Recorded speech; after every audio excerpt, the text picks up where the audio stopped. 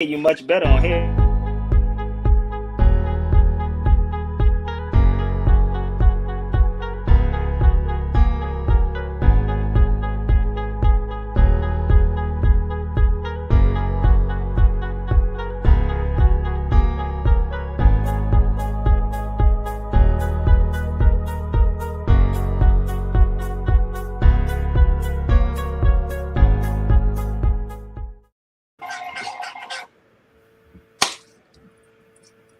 Okay.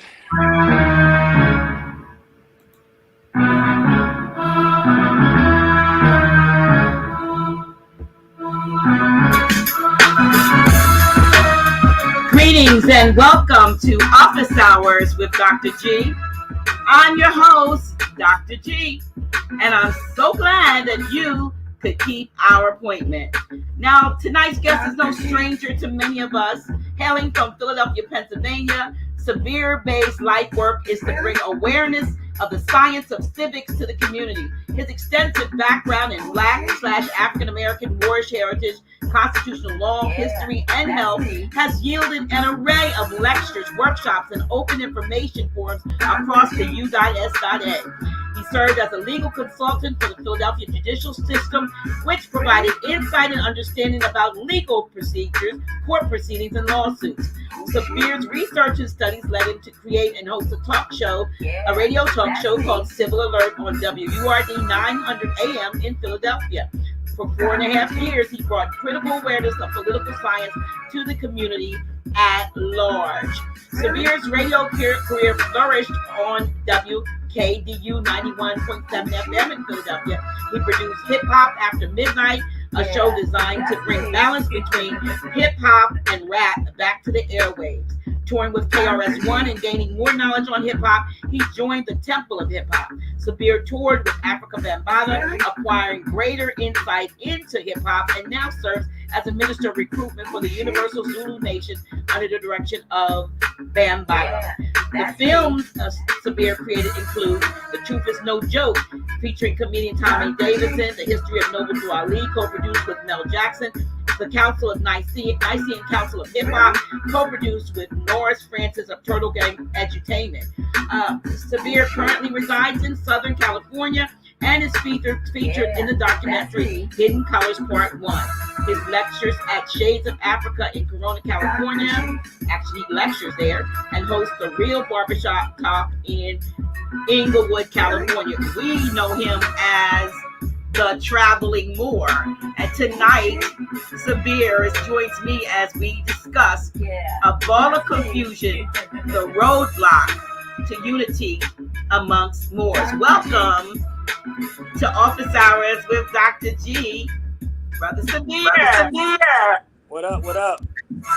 How you doing? Can you hear me? I hear you. Good? I hear you. Try to pass this. You gotta turn the music off or something. We got a little feedback. So if I can get rid of that. All right, don't worry about it. We know. We're gonna make it work. You know what? Yeah. We'll work on it. You know that. Let me know when you're good. I think is that on your end? We got some feedback here. Let me figure out what's going on. Excuse me, y'all. It happens. Okay. So we good? Dr. G? Yes. Okay. Let me fix my side too. Because I don't know if it's on my end because I'm actually live on YouTube also, but I might have to cut YouTube off. Let me know. Are we good? Well, let's try that. Okay, I'm gonna do one better. Give me 1 second. Okay, tell me now how you sound. Let's see how I sound. I'm still echoing.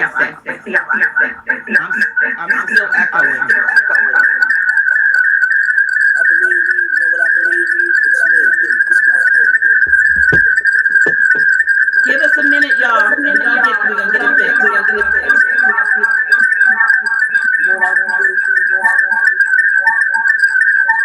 Dr. G, I'm gonna try something. I'm gonna have to put. Let me see if I put the headphones on. If it works. Okay, can you hear me? But okay, we got you muted. Wait a minute. I'm trying to unmute you. Can you unmute yourself?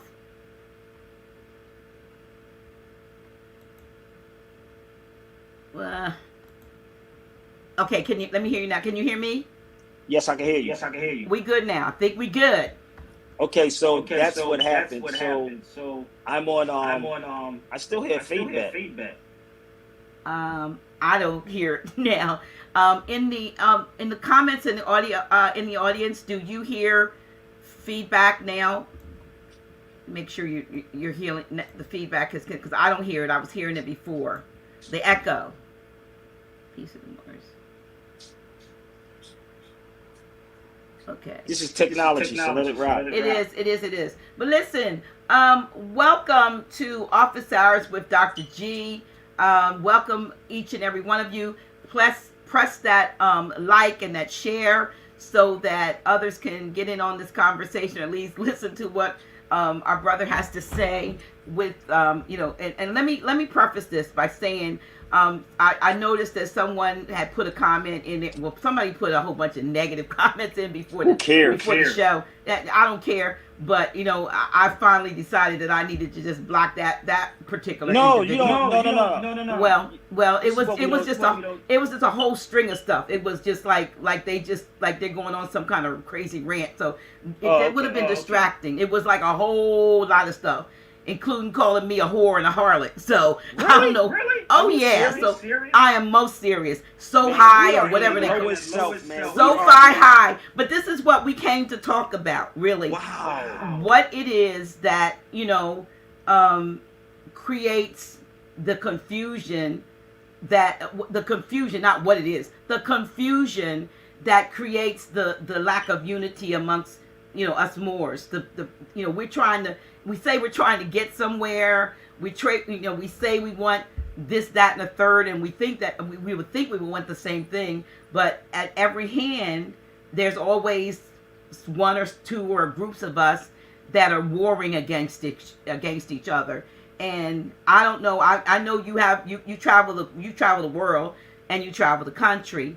What your take is? I know in the last few days you've been on talking or opening a forum for Moors to come on and talk about situations that have arisen, and I wanted to bring you on so that we could have this discussion, because I think it's something that seriously needs to be addressed and nipped in the bud or cut off at the knees or whatever, but we got to get to unity. So what is your take on it, Sabir? Let me say this first and foremost for everybody, because I'm going to shut down my YouTube and I'm going to focus directly on this.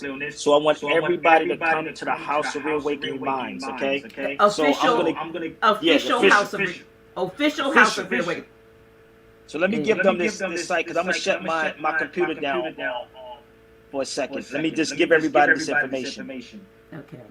All right. So, and also I'm going to correct something with the hidden colors. I'm just in hidden colors, but I produced Out of Darkness. Okay. And well, you know what? It wasn't. You gotta update. You gotta update that. You gotta update that, because I knew it was something I missed, but it wasn't there. So I was like, okay, let me read what's there. It's all good. It's all good, but it's just it's not hidden colors. I was in hidden colors. Well, that's why I said that. I did say that you were in it, but I didn't say Out of Darkness. Okay, get the record straight. We didn't mention that, but all right. So this is what it is. So and also wow, what kind of start at with this, man? So what's going on with you with the office hours? I was in the middle of washing my clothes. And I looked at the time and I was like, I got to get on here real fast. I got to do this show. But I'm in the midst of washing my clothes. We're 3 hours apart, so it's still the time of day when probably would be doing those things. But I thank you for taking time out of your busy schedule and off your platform, what you're doing to grace my platform to just talk about something. And I'm hoping that even though we don't always see eye to eye, I just want to bring perspective to at least the audience that's on this platform about some aspects of unity. I'm sure they're going to be talking about it in the chat, what they think and what they think about you. And we're not always popular with everyone, and I'm thankful for you that you really don't trip over stuff like that. I really don't. Yeah, you don't trip over stuff like that. Cause see, I'll be like, I'm blocking you, and I'm but I wasn't gonna leave whatever that person and that's a person. That's not even, I'm not even call that a man or woman. That person who when they call me a whore and a harlot, you don't know me. Listen, I have an acronym for somebody, and I tell women this: if a man called from Simone Parker, Kara's one wife, a man call you a bitch, say I am, because I take control here. Okay. Don't get upset with them because I take control, so you ain't got to worry about. See, you got to just know how to come back at these people, and again, when people are dealing with their lower selves. Yes, it just they have nothing else to say. And Malcolm used to say people use profanity when they have nothing to say. So True. let people be. I mean, you get. Let's go here though. I saw that someone. There's a comment, and you're great for bringing comments. Excuse me. So I'm gonna bring this comment up because I want you to respond to this.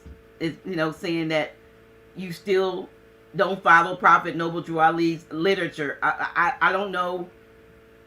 I can answer that. Okay, yeah, please. I'm the only one that produced the documentary on Noble Drew Ali. How about that part? Let me make this clear for you again. Go look up Sabir Bey Noble Drew Ali documentary on YouTube. I don't number two. I don't follow no man. I don't care who you are. I don't follow no man, and the only man that I say that I worship will be my father that raised nine of us in the same household. That's me. So I hope I answered that question straight to the point.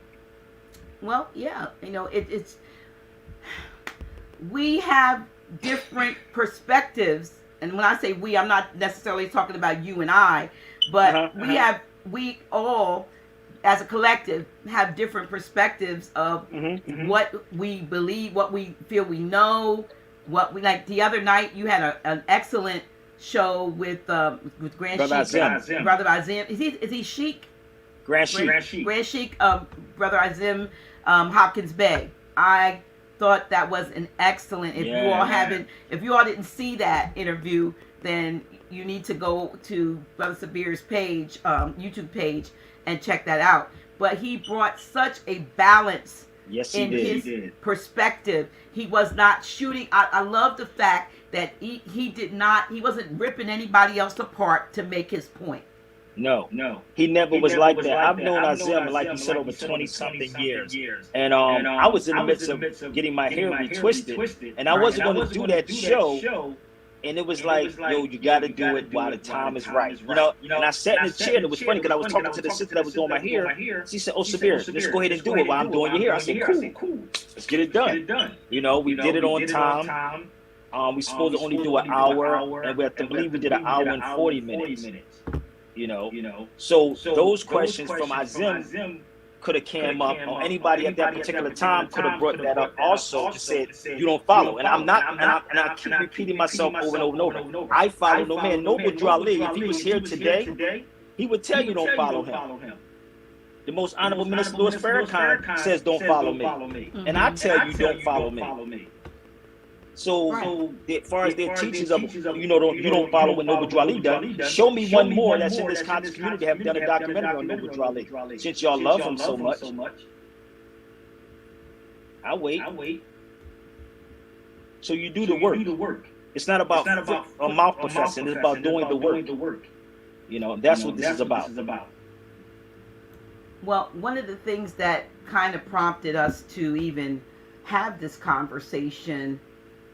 And I'm kind of hesitant. I don't, because I'm not trying to kick the hornet's nest, or stir up anything. But you and I both have a mutual respect, and respect is different than following for our brother Grand Sheik Taj Tariq Bey. No doubt. Yeah, we as well as others, have a mutual respect for him, and he too has never asked for or desired followers to be followed. And he brings up, he tries. That's why he makes making light and saying I'm just Taji guy with the cheap sneaks, he's basically saying I'm just here, like he tells us all the time, to do what my mother, brought me here to do.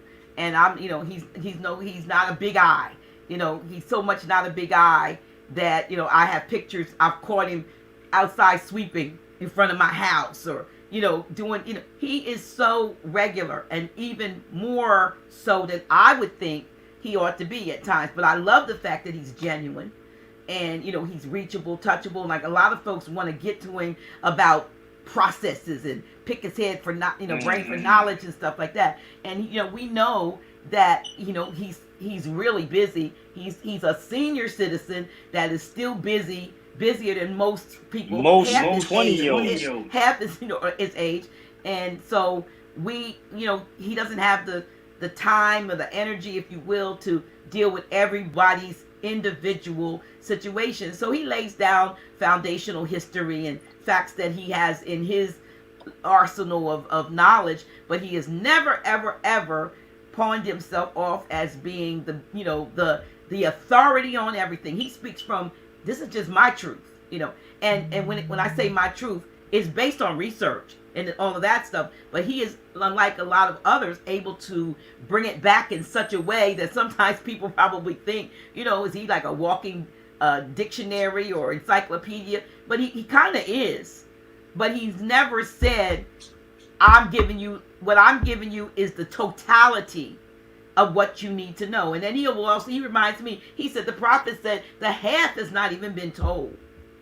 Mm-hmm. You know what I mean? Mm-hmm. And so he is so happy when the younger men and women like yourself and brother Lamont L and others who are Lamont Maurice L and others who are actually getting more into the I want to say down in the weeds of things. He doesn't need to get in the weeds anymore. 40 years ago he was probably in the weeds. He was doing something that a lot of Moors, from what my understanding is, were not doing and not saying, and not taking, like he said to me the other day.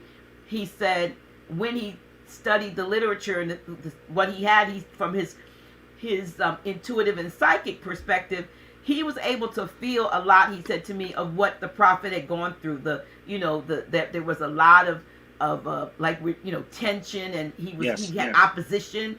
And he said, so when he made a decision to proclaim his nationality and even go into a temple, he said it, I think he said it Friday night too.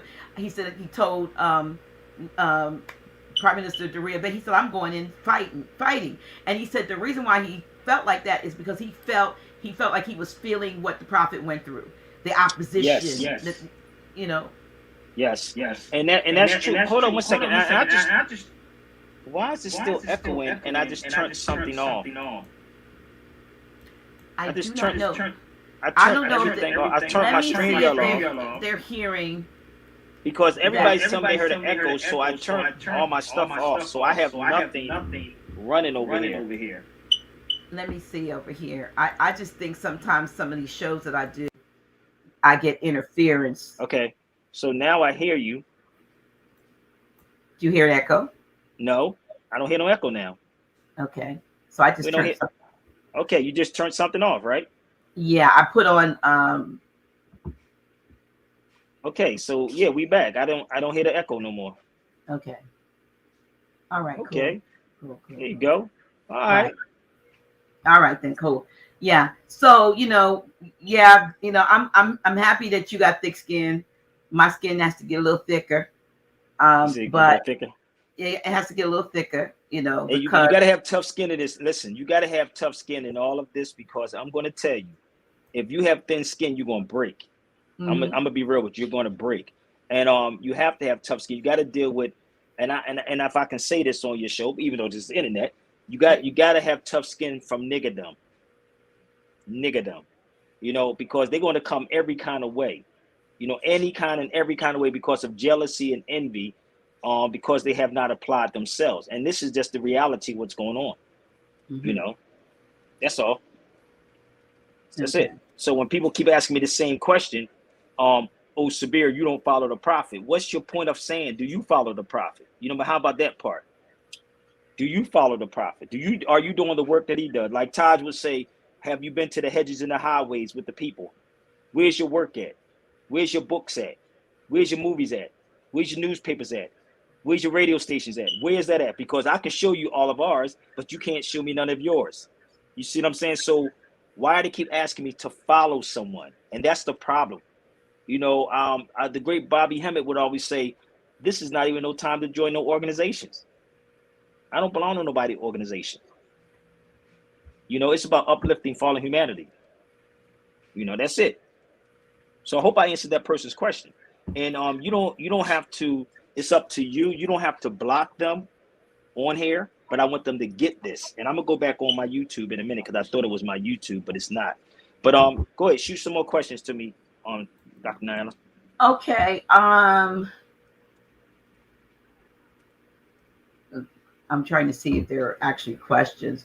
But I will say this, I will ask you again, the title is Ball of Confusion. From your perspective, and being the roadblock to unity amongst Moors, from your perspective, you know, and it's just that. It's not the be all end all. What do you see as reasons for, or if there's a singular reason or multiplicity of reasons why there's so much confusion that is, you know, amongst us? Very easy. Jealousy and envy. That's all it is. That's all it really is. It's just jealousy and envy. Nothing less, nothing more. Now, so who are they jealous of? Who is it to be jealous of? I don't even know. Maybe we need to have a roundtable discussion on that. Why are they jealous? Because you don't have to be, and I'm going to say this again on your platform, you don't have to be in a Moor Science Temple to be a Moor. That's your birthright. That's something you're born with. It's not something you go get a card with. Right. You know, that's not what this is about. It's not about my club and your club and how many members I have in my clubs. It's who you are. That's simple. So what happens, and this is no disrespect to any of the MSTFAs, it's just that most want members. If you produce something good enough, then the people will come.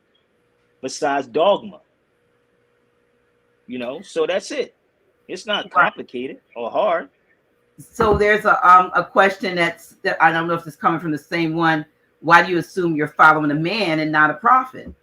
Well, brother, I mean, let me share this with y'all with this whole prophet thing. They say Tupac was a prophet. You'll argue that issue. But one thing is for sure, if you go overseas and talk about Noble Drew Ali be a prophet, I guarantee your head be cut off. That's a fact. So define what you mean by what a prophet is, because I could say Taj Tariq Bey is a prophet. A prophet is somebody that is actually prophesizing something that's getting ready to happen. So what do you mean by prophet? See what I'm saying? This is the silliness about our people. What do you mean? Prophet, following a prophet. So talking about following a man or a prophet, and the prophet Muhammad, peace be upon him, was the last prophet. So again, I don't get caught up in the prophet thing and this thing. I'm not concerned about that. I say do the work. Just do the work of what Noble Drew Ali was doing. That's it. That's simple. We're always looking for a scapegoat. That's it. I'm multitasking. But go ahead, sister. I'm listening. Okay. I think what this is, here we go. Murphy Holmes. I think they meant to say you need to be part of an organization. No, you don't. No, you do not. No, you do not. You don't need to be a part of the organization. Why be a part of an organization? Let me explain this organization's concept with people that don't truly understand how law plays. I'm part of a movement, not part of an organization. Let me make this clear. I'm part of a movement, not an organization. Organization is just organizing people. Movements that you're moving out on that. That's what movements are. Organization is just organizing people. Right. Movements is you moving out. Like Taj would always say, the nation is not in a building. It's out here. When we hit the four corners of the earth, that's the nation. It's not inside four walls. That's organizing. And I quoted Bobby Hemmett again. If you know, that's on you how you live your life. But Bobby Hemmett also said again that this is no time to join organizations. Organizations can also be jammed up on the RICO law. And that's what people don't understand. I'm gonna say this one more time for Can you y'all. explain that? Go ahead. I'm explaining it to you while I'm multitasking. Go ahead. You want me to explain it? Yeah, explain it. Okay. So organizations, if anybody studied law, if you ever notice that, look up RICO #1 in any law dictionary. Is that like racketeering? There you go. Corrupt organizations. Why do you Okay. think they get so many rappers and so many entertainers and so many people that's a large groups? And they get them on their racketeering. If they can't get them on anything else, they get them on racketeering because they'll say a corrupt organization. Movements are when people moving out on something. That is something totally different. I don't belong to no organization because they can say, oh, that's that religious organization. I don't belong to a religious organization. That's what they deal with. You see how this works? Because this is what Taj was talking about, the civic side of the movement. It's a civic side to this also, because history and law goes hand in hand. One more time. History and law goes hand in hand. You can't have one without the other one. Okay? So that's why they jam people on racketeering. So, well, yeah. So you kind of stir up a lot of, and I'm not saying you personally or intentionally. I mean you personally, but not necessarily intentionally. You stir up something. I believe in a lot of folks. Some will call you arrogant, and so, I mean, I think it's confidence. You know, to a large extent, and sometimes some of us who are out in the public and doing public things, if you really knew who we really were in our, and I don't know that this is about you, but if they knew who, say, I was in my away from this platform type thing, they would go, oh my gosh, she's boring, or she's funny. Yeah. No, I'm just saying, you know, because she's got all those thousands of books, and you know what I mean. She cracks jokes, corny jokes, but then you get on here, and it's not being fake, but it's like the role that you came to play, if you will, because this is theater. You know, we talk about theater going on with what's happening in deep state, this behind the scenes, but we're all on the stage. We're all on the stage playing parts, be it antagonist, protagonist, whatever we're playing. But when you do this, when they say action, you have to do what you have to do. But when you do it with pure intent, that's what makes the difference. Yeah, that's. But you know that life. But you do know that life is a movie, right? You heard me? Life is a movie. That's what the reality is. Life is a movie. I've been in this for so long that, again, I've been in this radio thing over 20-something years. So you learn, and being around certain comedians or maybe actors or whatever, you have to laugh. You have to make stuff funny. And that's just how I am. And anybody who knows me personally knows that's how I am. If you met me personally, you'll say, okay, he's cool as hell. I thought he was like that on the film. I had that many times. But I do that because that's actually a shield for me. You follow me? Everybody has their protection. That's just how it is. If you want to know about me, that's all you got to do is ask Brother Taj or ask somebody who knew me over 20 years.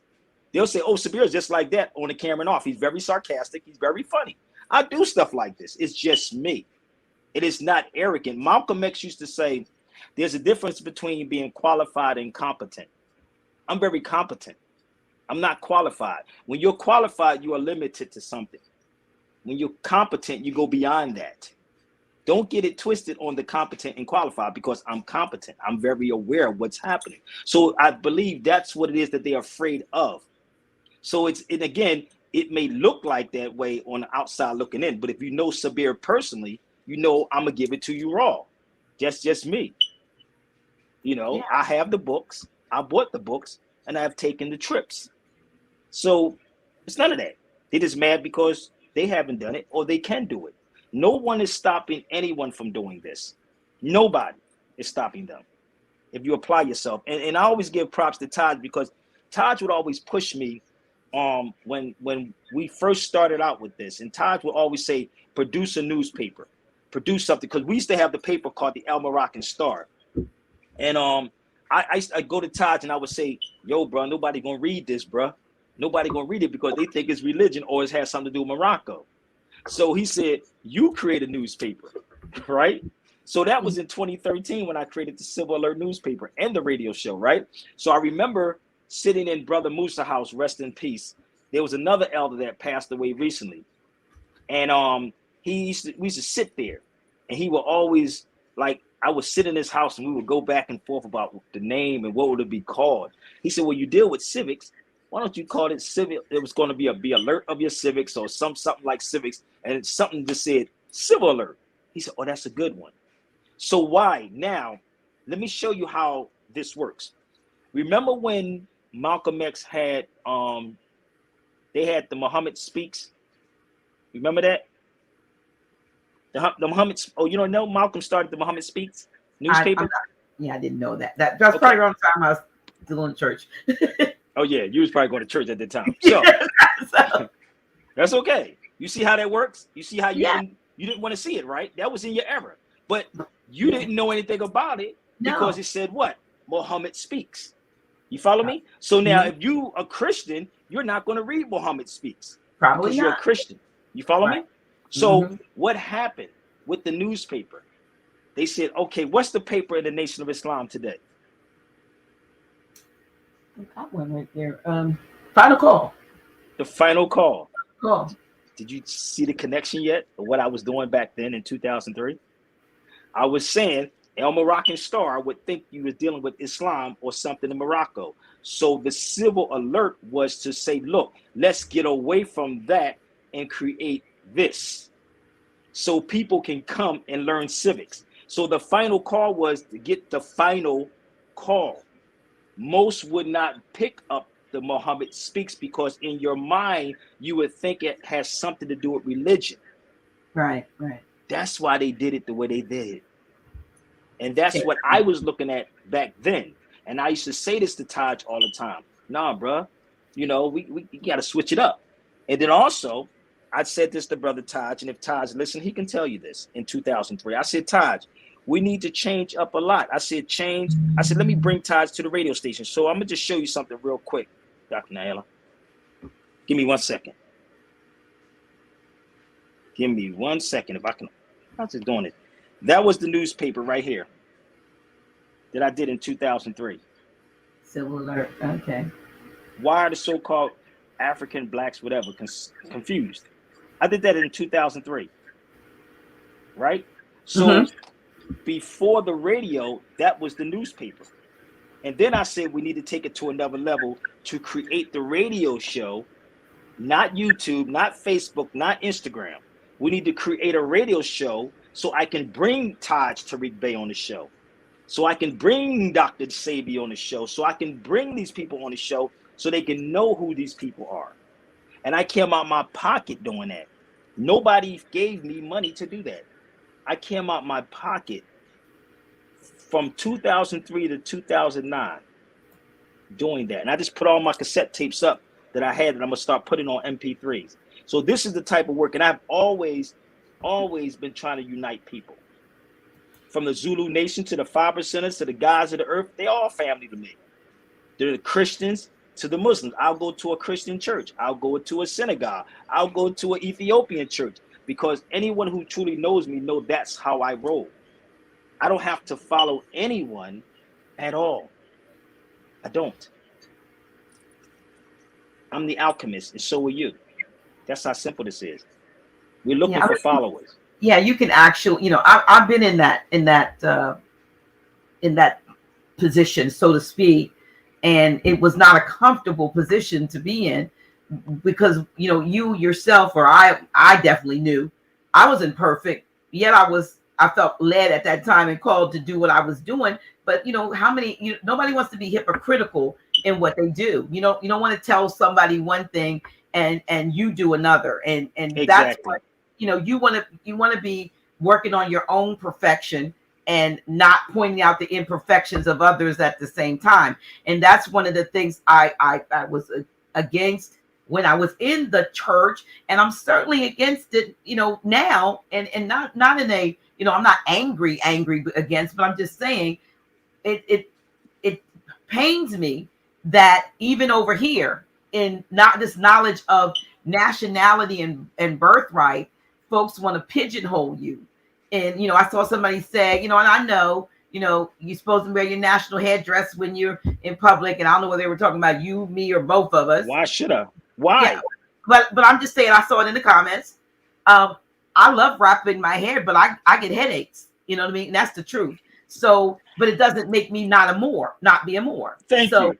So if it's a birthright, then why would another Moor try to take my birthright away from me because I'm not adhering to tenets that are probably more dogmatic than they are necessary in order to be, because some of the greatest people are not Christians, not Jews, yes. not anything. They don't profess anything, but they may be the most humanitarian, loving, giving, all of this. They may do everything that a so-called religious individual is supposed to do. A hypocrite.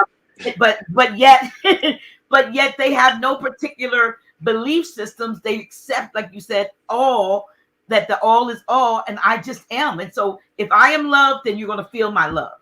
You know what I mean? If I am peace, then I'm going to exude peace. But folks want you to fit in a box. They want to get you out of the matrix and into their matrix. That ain't gonna happen. They don't work with me. They don't work. Let me address this issue about wearing a fez. If I choose to, I wear a turban. If I choose to, I will wear a fez. Wearing a fez or a turban doesn't make me. It was a sister that passed away. I don't know if you're familiar with her. Anybody's been around long enough. She passed away a couple years ago. Her name was Atakia Bey. Atakia Bey used to call people nigger Moors, niggas with fezzes on. I swear to God. I didn't understand what she used to say back then. She recently passed a couple of years ago. She's always would say, and I didn't understand why she would say that all the time, niggas with fezzes on, nigger Moors. For me traveling, right? I used to wear my fez when I first went to Morocco. Anybody know I've been to Morocco many times, all up and down Morocco, Tunis, Tunisia, I've been there. And I used to wear my fez a lot. When you go to these places, right, they don't do that. They don't do that. Let me explain something to people who don't travel nowhere. I used to want to badly, and it took me so long to get a passport, right, Dr. Naila? It took me a long time because I used to always want to wear a fez on my head, but I'm glad the universe talked to me. So what happened, I didn't take the picture of my fez on. I got locks in my hair. That's my crown. So when I got to, I think it was Morocco or Tunis, right? And the beautiful thing is that they don't know who you are until you come. It's not about what you look like. It's about what you know and what you're going to say. So the whole time I'm over there, they tell me the story about how I would have to move. And I told them about my name. First of all, my name is Sabir Bey on the passport. They told me when I was in Morocco, I think it's Morocco or Tunis, and I was going to go to Israel. I want y'all to listen to me. This is a person who travels. I'm trying to tell you this. I was going to go to Israel because they said, oh, it's dope over there, bro. You got to go. But I couldn't go to Israel from Morocco and Tunis. I'm going to say this again. I could not go directly from Morocco to Tunis, from Tunis, or Tunisia is North Africa, just in case y'all don't know, or Morocco. I would have to go to London.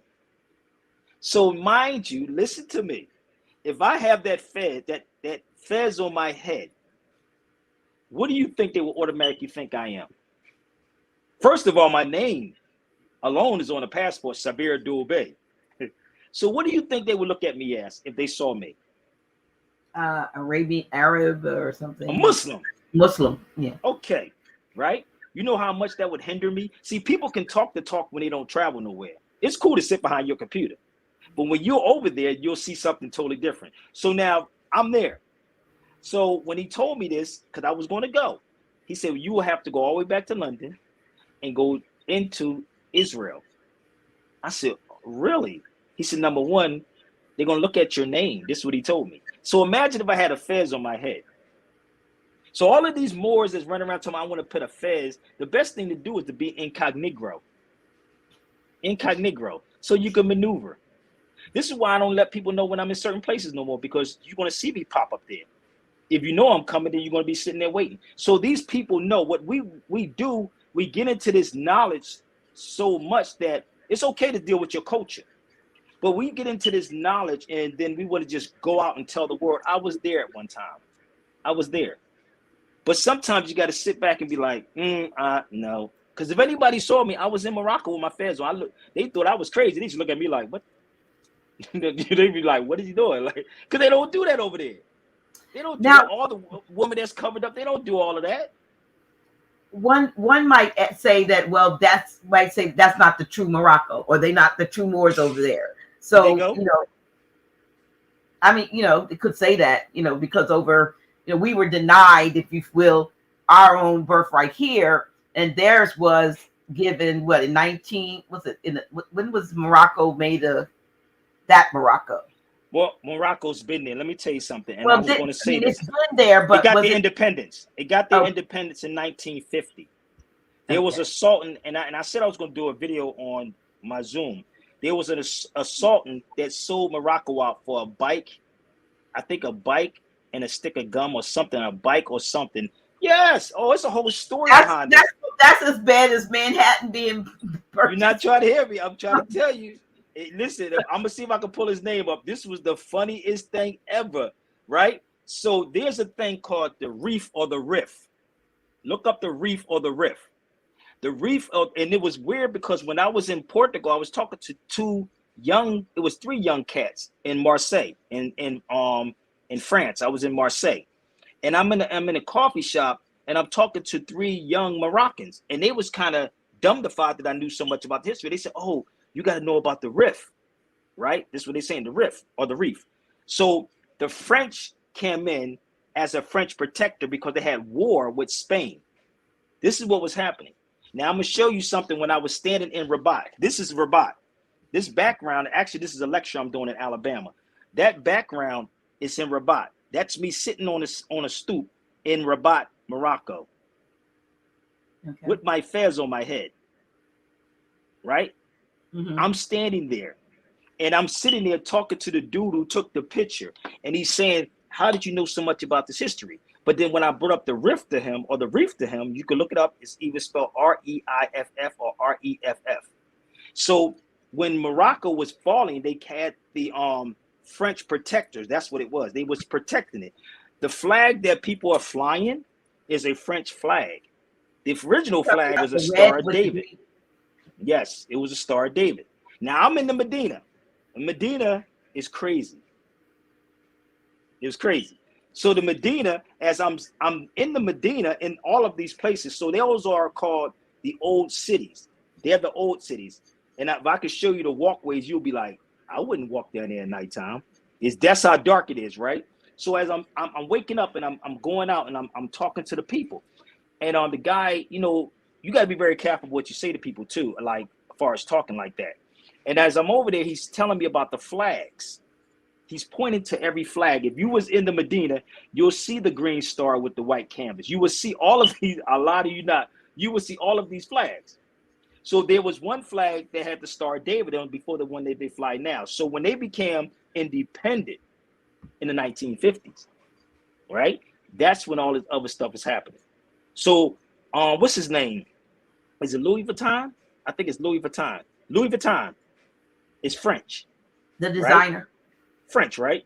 Mm-hmm. He has a house in Casablanca. And as I'm there, I'm taking pictures of his house, and I'm like, okay, so now it's starting to make sense. The French was in it. That's why most Moroccans speak French when you're there. So it's a whole history behind all of this. And I'm really trying to put this puzzle together. So as they showing me these things, I'm documenting, I'm taking pictures, and I'm like, whoa, this is blowing my mind. It was too much. And I remember coming back telling Phil Valentine that. And Phil Valentine said, make sure you cross your T's and dot your I's with them, because every Moor going to try to come at you. So you can't come at me unless you took the trip with me. And then you'll see what I'm talking about. It's cool to pick up the internet and read something. But when you're on the ground, you'll see something totally different. You have to understand the languages also. So it's so much that is happening that puzzle had to be put together. And it's a lot. It's a lot to digest. It's a lot to digest over there. So that whole riff or reef, it was a French protector, and they got their independence in the 1950s. Okay. That's what happened. So you could probably Google the Star of David in Morocco. I guarantee you're going to pop up and watch what you see. Look it up. It's going to say, I think it's going to say either 1800 or 1913. And why you want to argue with me? You follow me? Why argue with me? Just do the research. It's a Star of David. So when I was there, I went into this quarters called the Jewish quarters. Why I'm over there. So bear with me. I'm going to show you something. Bear with me. So why I'm over there, right? I went to the Jewish quarters. Why I'm there. Yes, right? I'm over there, and this book was written in 1892, right? And when I'm standing, I'm standing there. Give me 1 second. I'm gonna show you something. Give me 1 second. It only backed up what I was researching. Can you read that? Moorish Jews. Right. Can you read that? Is it the part that you have highlighted? It says the present condition of the Moorish Jews. The Moorish Jews. So I'm standing in the quarters in Marrakesh, which the quarters was called the Senegalese. There were Senegalese Jews. So I'm sitting here I'm recording all of this now. I'm taking pictures and I'm recording everything, and I'm acting stupid because you got to play dumb. What is this? Okay, and they're telling me this, and they look dark as you over there, dark as you. So I hear people what they saying. Well, he think he's this. No, it's just my research. It says research, and this thing goes deeper than what people think it does. It really does. And only way you're going to argue with me if you want with me and see it for yourself from a different perspective. Yeah, you have to. Right. Because two people can look at the same thing and see something totally different, but at least there should be some similarities in their account of what happened or what they saw. Exactly. I would love to take people with me if they can go. If they can go, I would love to take it with me. But I guarantee you it's going to change everything. It's going to change a lot of your thinking. Believe me, you. And every time I went over there, I've probably been over there about 5 times. And every time I go, you know what I do when I'm sitting on the bed? I'll be like, I'm really colonized. I had to admit, I'm really, really colonized. You mean over here? Yeah, I said, no, when I went over there, I would sit on the bed. And anybody who watch my videos when I'm live over there, I'll be like, I'm truly colonized. I really thought this is what it was, because it's something totally different. And I'm not talking about in the vacation spots. I'm talking about inside these Medinas. In one of the rough. What is the Medina? You said the old cities? Is that what it's? The Medina. Okay, so the Medinas are old cities. Old cities, right? Let me show you what an old city look like. It's inside of a wall. It's inside the walls. Let me see if I can pull one up and see if I can show it to you real quick. Did I take a picture of that? Yes, I think I did. I have many pictures. I'm putting a book together right now. So this would be called the Medina. So this is where the Treaty of Peace and Friendship is sitting at right there. That's the Medina.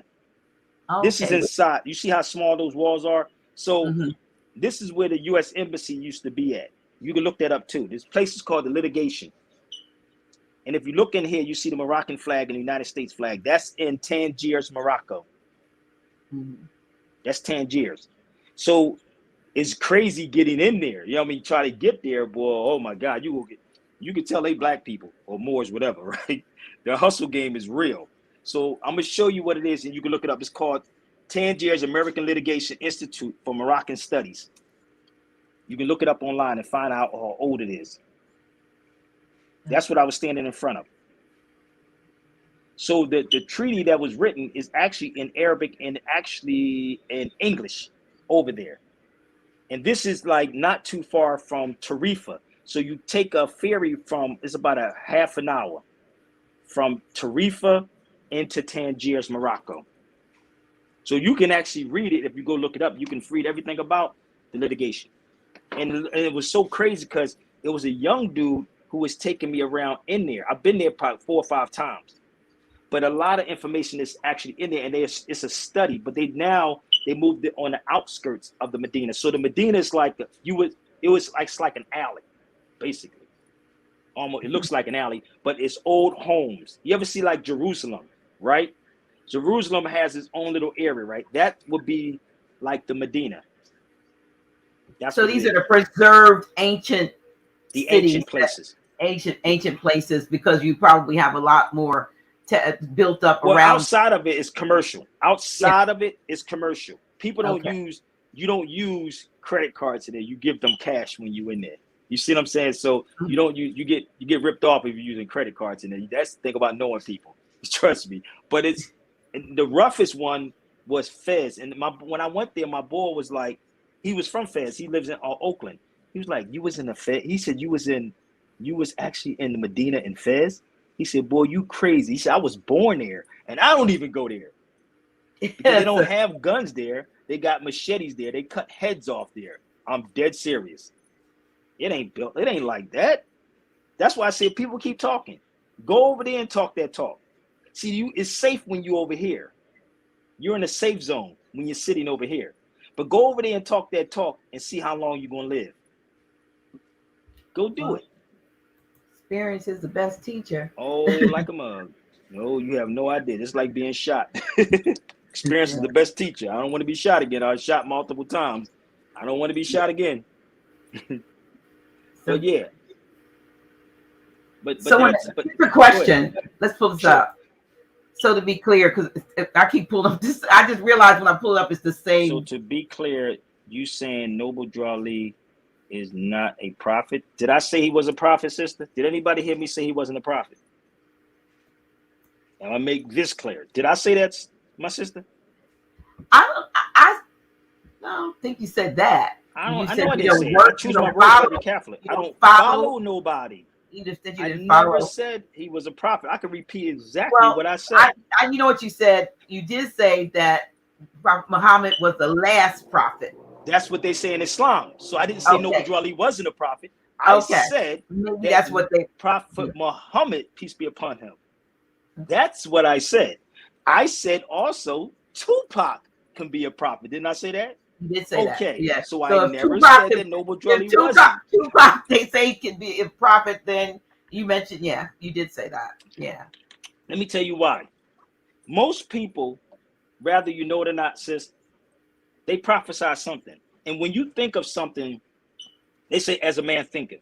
When you think about something, it 9 times out of 10 happens. Do you know that when I said I was going to get shot, I got shot 5 times, exactly those times? That's why I don't think negativity or negativity. When you can prophesy something that's getting ready to happen, like I can prophesy what somebody's going to say on this feed, silliness, and they're going to say it. You follow me? So am I a prophet?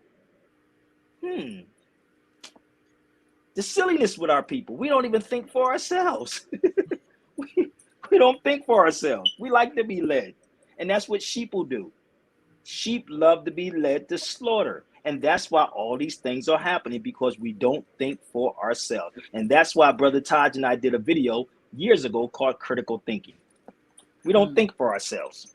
Not at all. Right. People want to be told, and they'll decide whether or not they're going to go along with it or not, but they rather, there's no originality with critical thinking. Okay. This is old with Brother Taj and I. We don't have no critical thinking at all. None. This video probably over 20 years, 18, something like that. I don't even know how old it is. Who has VHSs anymore? Was that a VHS? That was I thought that was a DVD.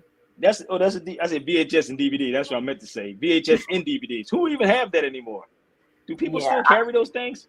I took I found it's funny you say that. I found the DVD of the sermon that I called it my swan song. It had no title, but I call it my swan song because that's normally what you're doing when you bowing out. And it was the day after the awakening, thing that I had, and I couldn't figure out how am I going to transfer it. So I finally took it to a place that put it on on a USB drive for me, so it could turn to an MP4. Because you got to keep going up with the technology. Cars are not even putting CD players in them. And I got a new vehicle in 2020, and I was so upset because I had all these CDs. And I kept looking for the slot, and so I called the car the car dealer. They said, "Oh, we don't put those in there. You have to use a USB." Oh wow! Let me show you something, Dr. Naila. So what you just said, let me show you something. This is the craziest thing ever. That says 2005. This is a cassette tape, my radio shows with Taj, 2005, right? This is a cassette tape, which I'm actually going to get all of this converted. 2005. So let me show you something, how far back this thing go, man. This is, bear with me. This is weird as heck, man. The Moors, 2005. These are mini discs. These are radio shows. I had those too. Ain't that crazy? That's why I Yeah. said, who carries these? Who has these things? Hold up. Silver Alert 2004, Taj Tariq Bey and I. Where was these cats at? What work? These are called mini discs. Right. All of these, like you said, putting these things, you have to keep up with the time with this, right? Pleasant Bay, 2005, The Exhuming of a Nation book. Remember that? Yeah. These are all mini discs, right? Okay, yeah. So all of these are mini discs with all of these people that I had on these shows. So we, again, you know, it's just receipts, man. That's all it really is. And it's just, you expand your knowledge. You keep growing. And that's all it was, is just that I took the trip and said, let me go. Over here, History of the Moors. Wow. Do you see this one? That was History of the Moors, 2004. Okay, yep. So imagine what's actually on these mini discs. That's kind of crazy. The history. Right, of right. Who we are.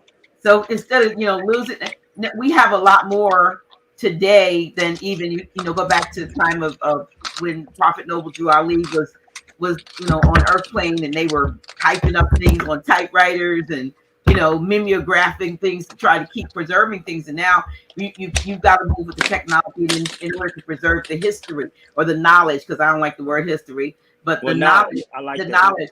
The knowledge has to be preserved, and we need to put it in forms that keep up with, because that's how, I'm not sure, but that possibly may be how we got disconnected from a lot of what we knew. I mean, maybe we were doing oral, it was an oral trend, oral tradition back then. And then folks got sidetracked, and instead of telling you what happened or what we did, they got sidetracked by what was being created in front of them to lure them away from, ancestral traditions and so forth. And so, we developed these new things that took away a lot, including, back to my original, the thought of this particular broadcast, unity, because there appeared to be, I'm not saying that there was never any dissension among the ranks, but there was a time when we were unified. We all come from the same source, but you wouldn't think we did the way we act towards each other. No. Yeah. Can I share something with you? There's a book, right? Let me share something with you. Don't we wasn't always unified. I bought this book in Spain, in Granada. I'm going to go back. I'm leaving the end of April. I'm going back to Spain, then back to Morocco, then probably Tunis, and then Algiers. That's the trip. But in this book right here, let me read something to you. This is a children's book, right? Let me read something to you. And it says, in the beginning of the 8th century, the Moors arrived, whose religion is Islam. We call them Muslims or Mohammedans, Saracens, right? But it goes on and said they fought amongst themselves and the Christians and lost their sense of unity and split up in a multitude of small independent kingdoms, which is called tarifas, right? And needless to say, the Christians took advantage of it and reconquered the land. So don't say it's not something that's new. We have been doing this. It's always been an inside job with our people. But this is what is being told about the Moors back then, right there. And I'll post this up on my Instagram later on, and it will tell you the whole history. This was not bought in the States. I bought this when I was in Spain. And it's in every language, from Chinese to Spanish to French to whatever. Every version is there. But I see not, and maybe not indicative of. No, you got to read the whole book. It's in there. We in here too. So if you want to see it, trust me, you got it in here. Believe me, there's other books that you can find.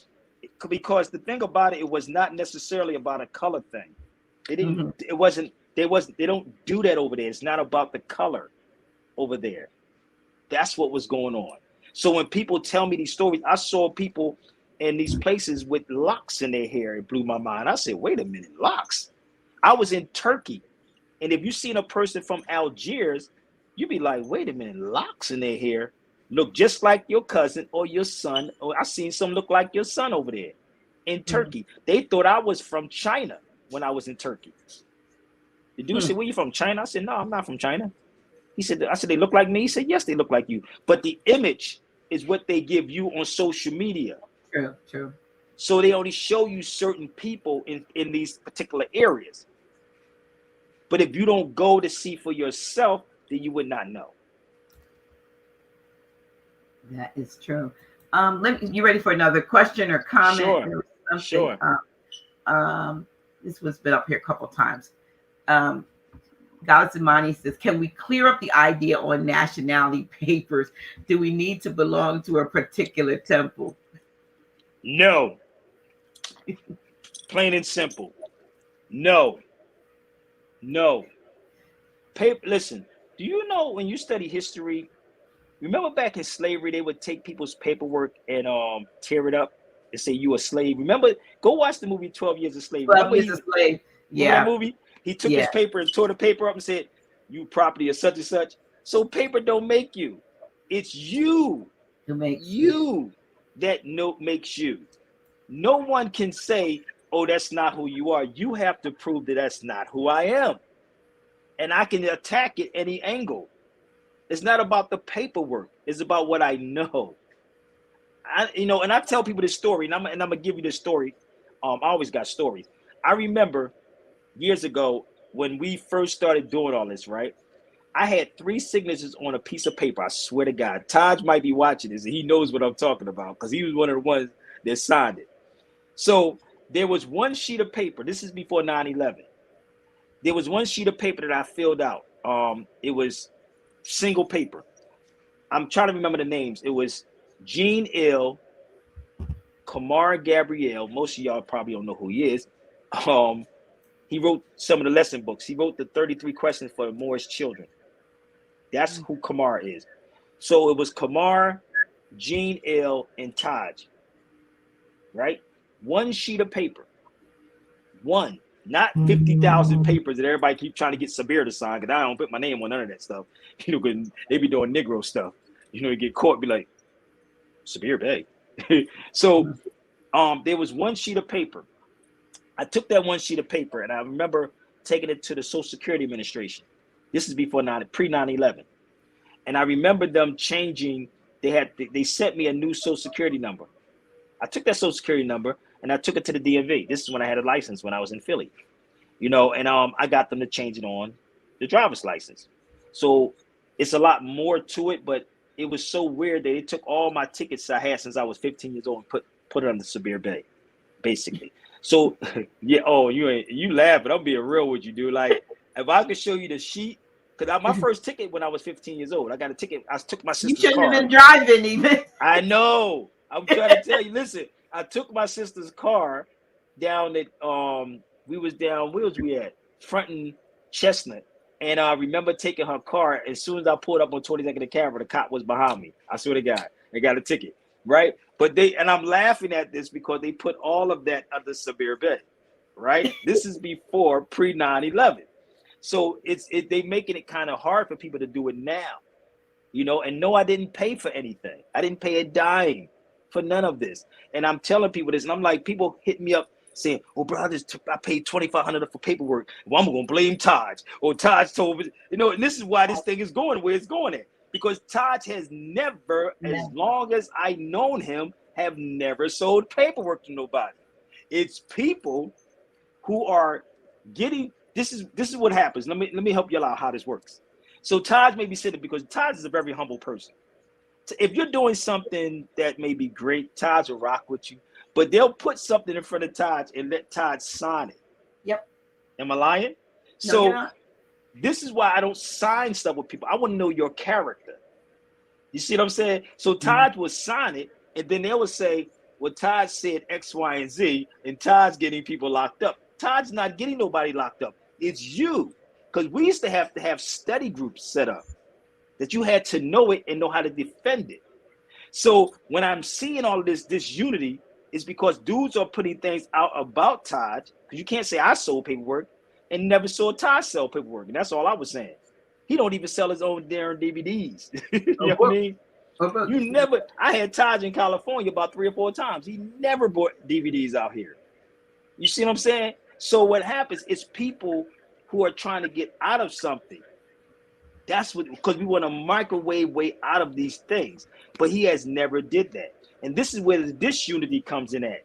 Because now they saying, well, we don't follow the prophet. We work and we doing the work of the prophet. We doing the work of Noble Drali. Todd's got many books on Noble Drali. Where's your books at on Noble Drali? Where's your films at on Noble Drali? Because I've done one. Go Google. It's on YouTube. Go look it up. So we're doing the work with no pay. We don't get paid for this. And that's why I stepped away from a lot, because I have to focus on me. I have to focus on what I'm doing, because I don't want to be 70 years old saying, damn, I should have. James Smalls would say that too. He was upset one day. He said, I don't want you to get where I'm at, my age, and be upset. You know what I mean? And be disappointed. I'm not going to be there. So that's why nobody can't play me or pimp me. And if I'm around Taj, I won't allow nobody to do that to Taj either. And that's what you do by protecting people from Taj, from protecting niggerdom from Taj, because they will use you and never ask you, are you okay? That's what's going on with us. So we want to talk about unity. We ain't trying to have no unity. We doing videos on each other on social media, arguing, brother, you don't follow this and you don't do this and you don't do that. What? What have you done to unify people? And it's not going into a 4-wall building. Period. It's not about that. It's in the hedges and the highways. Absolutely. You know, I was the same way with regards to church. I always think I was a renegade when I look back on it. And I used to tell them, I said, listen, you don't come in here to stay here. You come in here to get something and go out and give it to somebody out there. That's it. And that's the same thing. It's no different, you know. And I was angry when I found out that I was not Negro, black, or colored, and that I was a Moor. I was like, why didn't anybody knock on my door in 50-some years at the time, you know, when I found out? I should have known. I never saw anybody. I had seen men in fezzes before, but I didn't know what it was about. You know what I mean? No one ever, told us that that's what we were. But that's true. You know, I lived next door to Moorish Americans all my life. Let me tell you something. I was talking to my sister Karen that works with me, right? She said to me, if it wasn't for Taj, if it wasn't for Abdullah, if it wasn't for you, she said, I would never knew anything about the Moors. She said, y'all are on the forefront. So now everybody wants to try to take credit for everything when you didn't put the footwork in. I lived next to Moorish Americans all my life. Their family was eels. Anybody from 22nd and Catherine would know this, right? They was eels, right? We used to see them on a Friday and a Sunday, I swear to you. And Taj knows this too. Right next door to me. They would never talk to us at all. Never talk to us. We would always smell their house smelled like fish. We would thought they was weirdos. They used to wear the fezzes. We were kids. Until I was probably 20. They would never talk to us at all. They went to the temple on South Street, 20th and South. So we would see them all gather outside, but they would never, ever come to us and tell us that we were not Negro, black, and colored. It wasn't until I got older and started researching, and then I would go to them. Because no one knew about the Moorish Science Temple until the active Moors was in the street. So now everybody know every goddamn thing, but you have not produced nothing. So I don't have to go into a 4 walls for anything. I am the temple. I am that. I don't have to wear a fez. I am the fez. My lock is the fez. You follow me? That's it. It's your conduct. It's not what you look like and what you're saying, because the devil wears Prada. The devil plays dress up too, B. It's your actions. It's your words and deeds. That's what this is about. And that's what I want people to get. Forget the personality, B. Did you get the message? And are you moving out on the message? And that's the movement again. That's the movement. Not an organization standing still. Yes, man, we're just going to organize. We're going to organize. When you going to move out on it? Yeah. You follow me? That's what this thing is about. Because I don't care about who you pray to. That's my reality too. Yeah, we have to stop majoring in minors. we have to, you know, and what if we all came here to do exactly what we're not doing, which is to become unified? What is it? What if we came here came from being one and came in different spheres with the purpose of becoming one again and not needing to transition to be one? Well, my thing is that, again, communication is the key. Communication is the key to everything. Somebody asked me about this. Give me 1 second. I'm actually giving them this. So y'all can come over to the office hours. My sister, official House of Reawakening Minds. The official House of Reawakening Minds. Official, yeah, that's right. But okay, I'm just saying, what if? You know what I mean? What if there's something watching saying, all I need them to do is be one. Be one. You know, if something's watching. You say if something's watching. I'm saying something, but the Most High, the all that is all, is saying all I need them to be is one. But yet they're finding every reason to be divided and to be divisive, to be, against their own selves. The thing about it is just be. It's simple. Be. I just told you, if you put it out there, again, we have our own vices, and people have their own issues. I was talking to Abdullah Bey called me one day, and we was on a live, and I said, I've known Abdullah for a long time. We argue like brothers.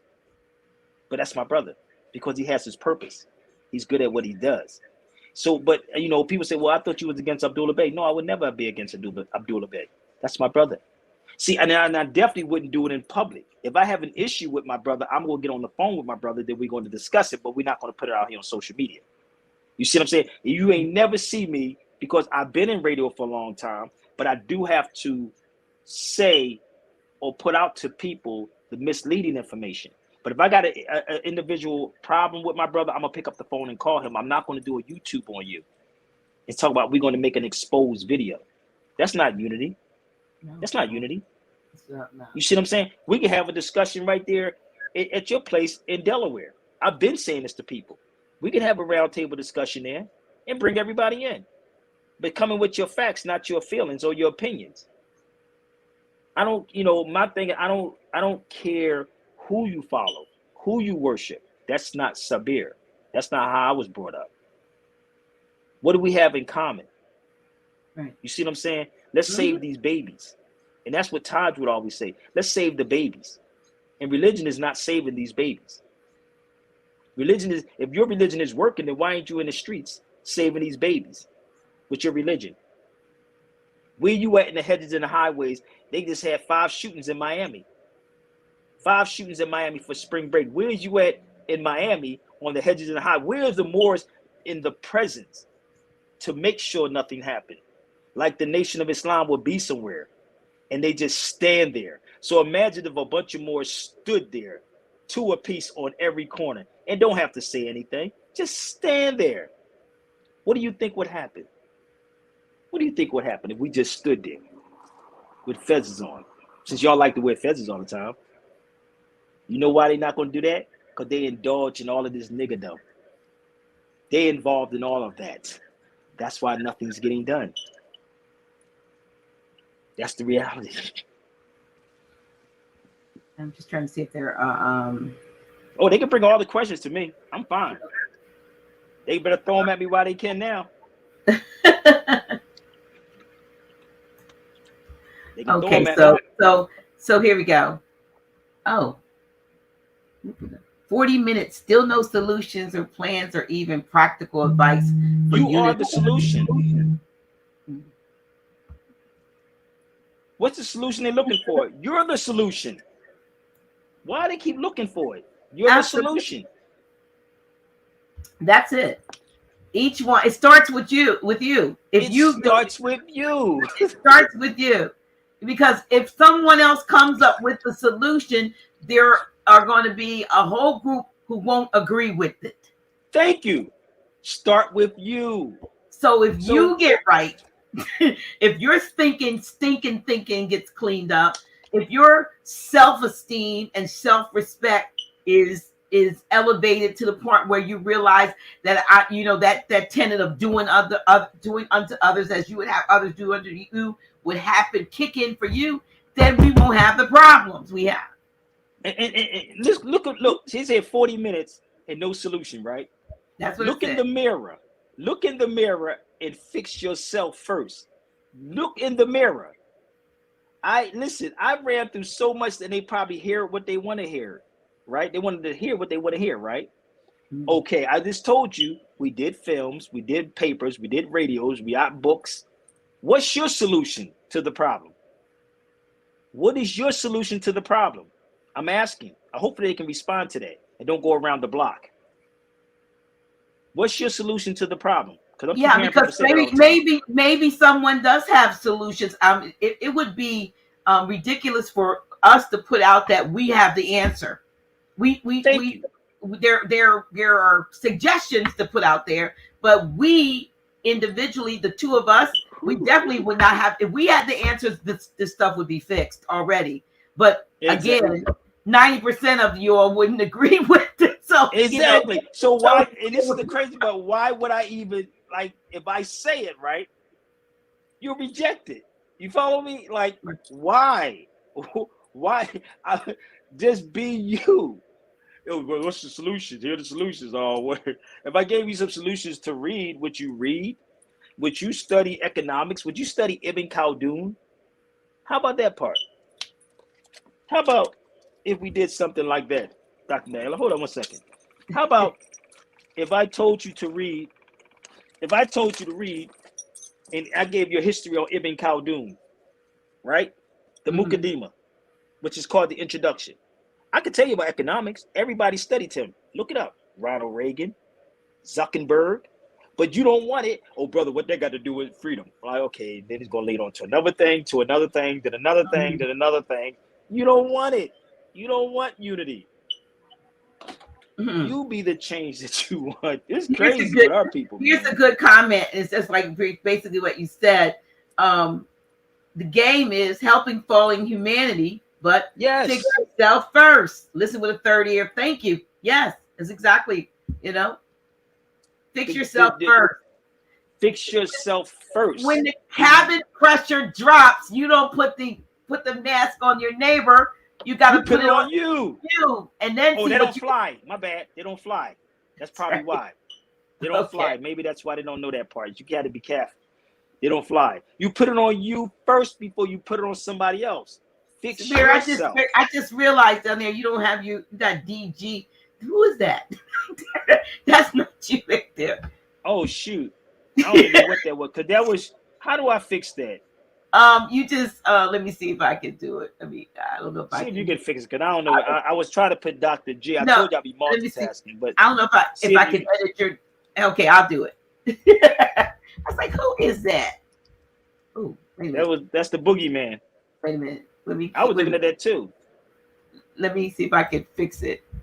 Because I think it's on you. Oh, you know what? It won't let me do it. You do it on your end. Pick go to the three dots beside your name. It won't let me fix you. See the three dots down at the bottom, next to the mic. Click those three dots, and then it'll say edit name. Okay, you see, I don't see it on my end. Three dots. You don't have three. I see the mic. And then you just see the mic, the cam. I see the mic, the cam. You don't see edit name. No, this thing. No, I don't see it on here. For some reason. Hold up. It won't. Let me see. Oh wait a minute. Let me see if it'll let me do it. Because every time I click it. Oh wait a minute. Here we go. Gotcha. Okay, you got it. Because I don't know. There you go. There it is. Oh, it's technology. I was like, who is that? You gotta love the technology. Yeah. You gotta love technology. Okay. No, but it starts with you. And that's the reality. It starts with you.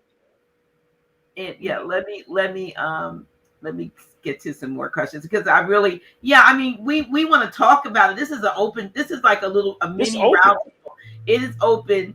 Like I said, you say what you want to say and let me put up and just be respectful. It's nothing wrong with being respectful. We can agree to disagree in a respectful manner. I don't have a problem with that. You know. So let Hey, me see what listen, else.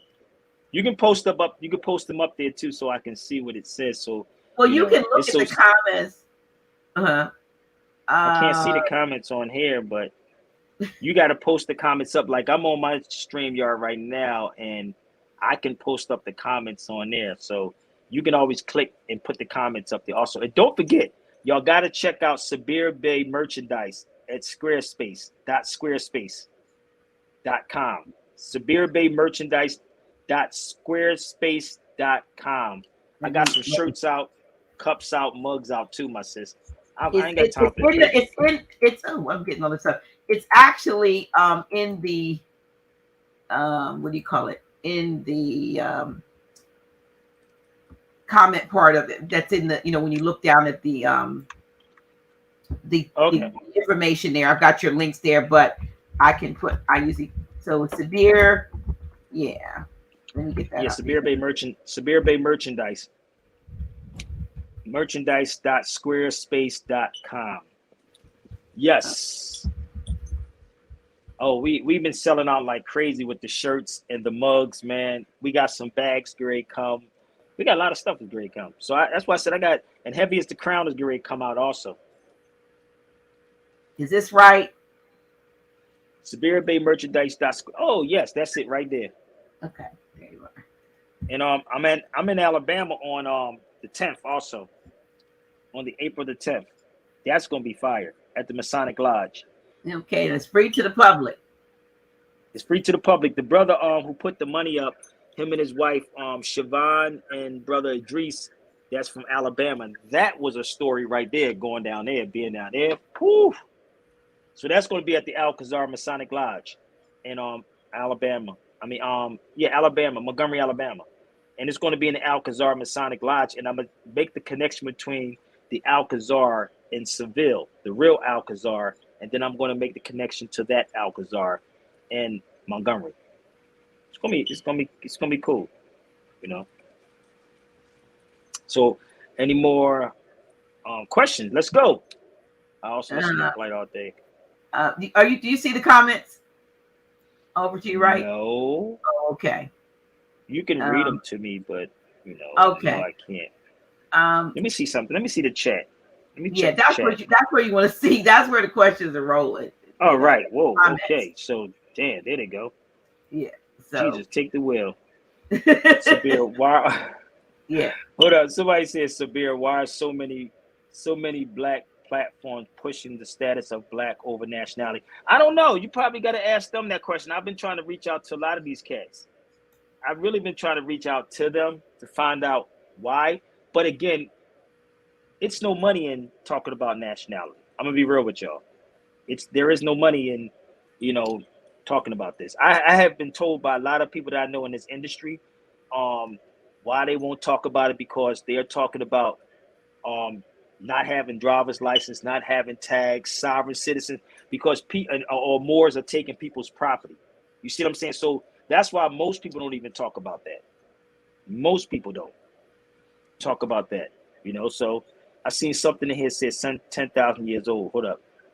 If the Moorish flag is over 10,000 years old, there's never been a flag over 10,000 years old. Never. I'm just being real with y'all. There is no flag over 10,000 years old. I'm sorry, especially not that one. It's not.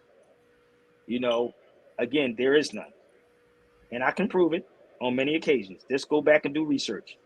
So that particular flag is not over 10,000 years old. What they say Noble Drelly is lying, I didn't say he was a liar. I just said there's no flag over 10,000 years old. Period. Especially that one. Not that one.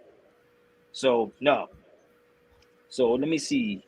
Give me one second. We got some more questions in here. I got to keep coming off of this thing. Who a Sabir Bey fan here? Somebody said, who's a Sabir? You don't need to be a fan of mine. Why somebody saying a fan of mine? Come on, why are they asking? Huh? Give me one second. I'm reading comments. Dr. Go ahead. What happened to Morocco? What happened in Morocco with the documents? What documents? I don't have documents. I don't have no Moorish documents. Were you recording the event? Yes, the event will be recorded. It'll be on my Zoom. so everybody can pay on Zoom to see the live.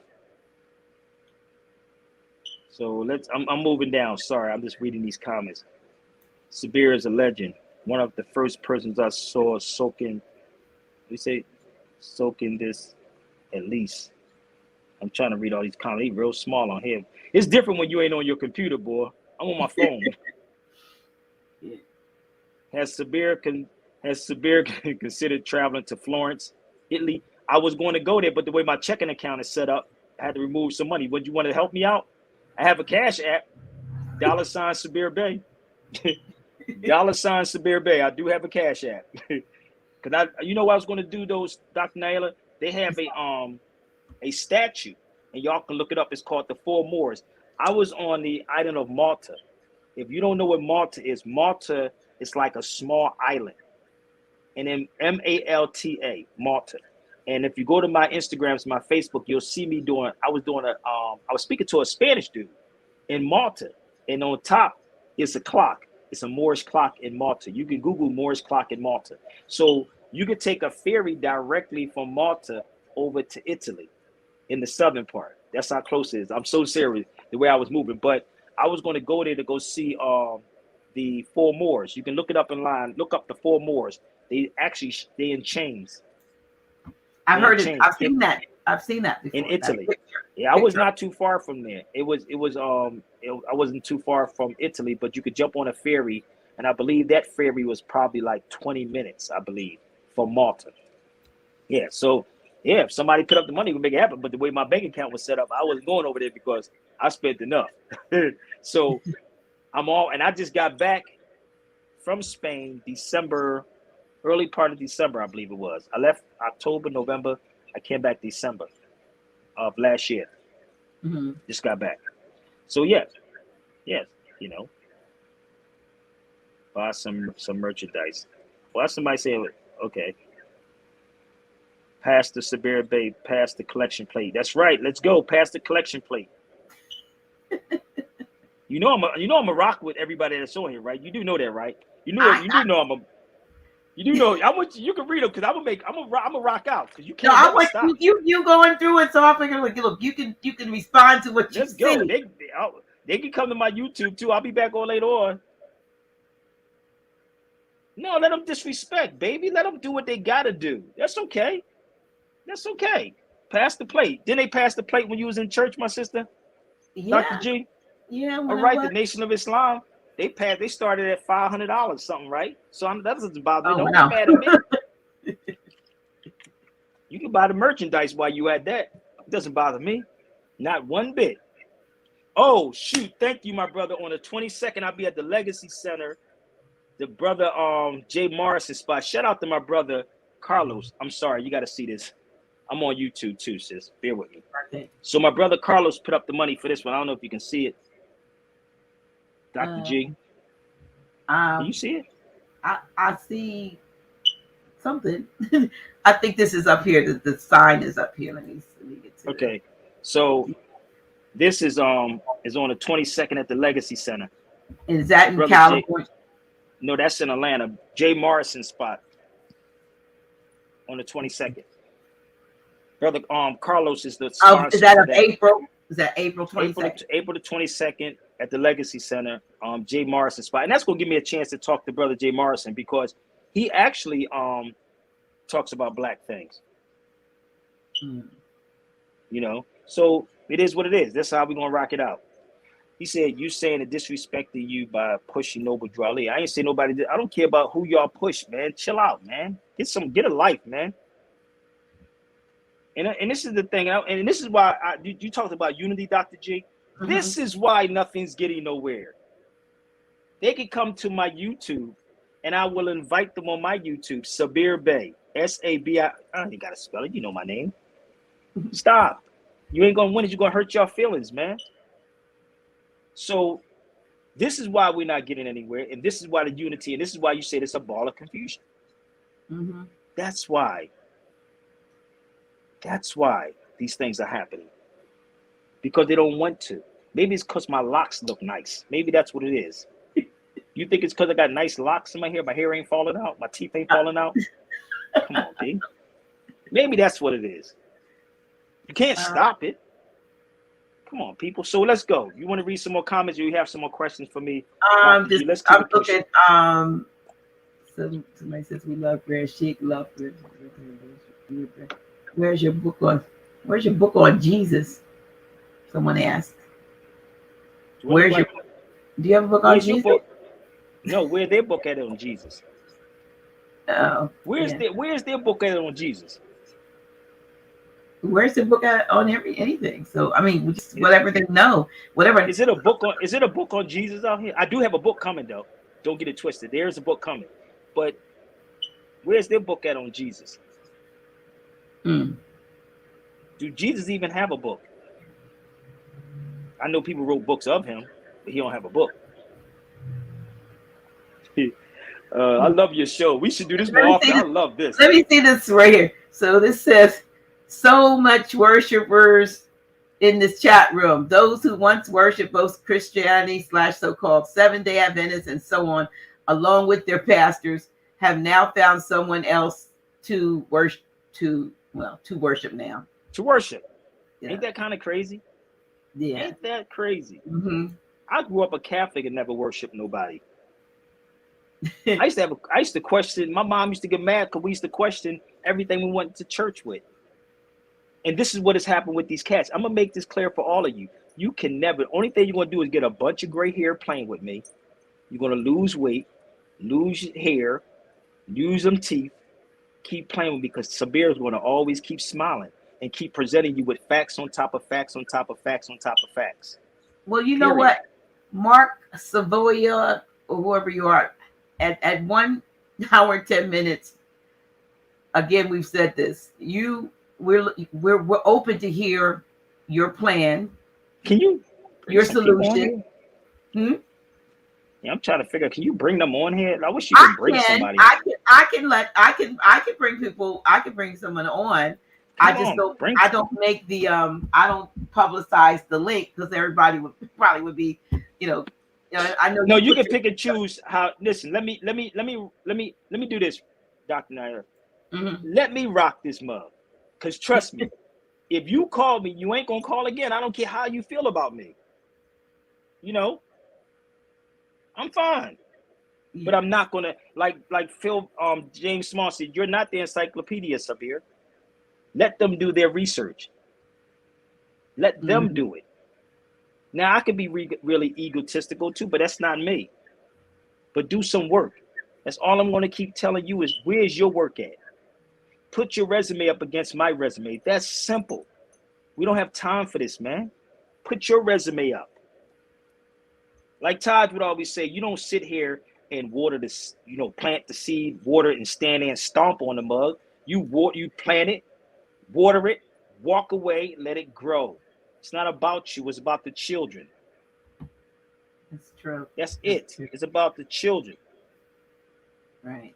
We always would say one plants, another waters, and the Most High gives the increase. So you don't be concerned about getting any glory out of that. If you drop some seeds of truth or knowledge, then hopefully they won't get taken away by, eaten up by the birds. Not all of them. Some will spring up and have something that someone else can, glean from. And that's what you hope.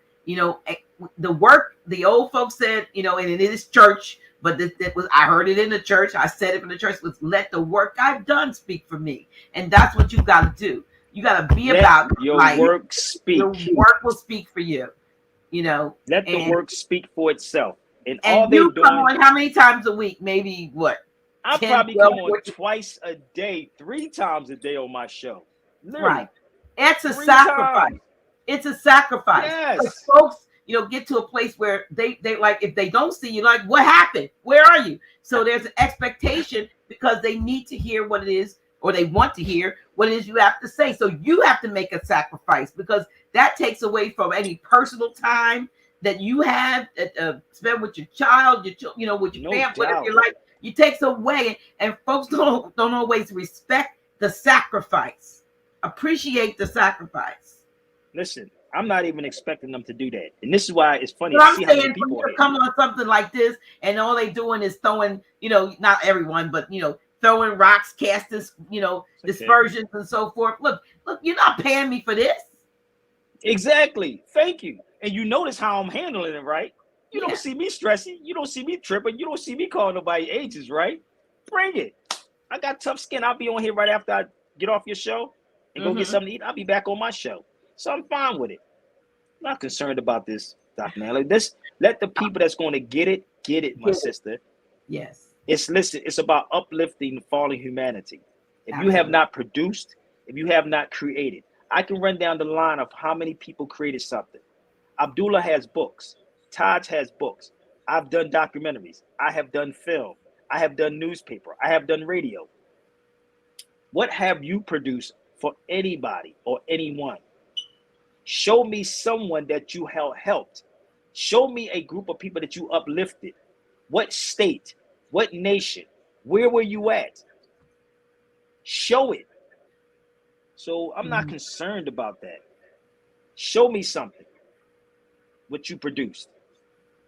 This is craziness.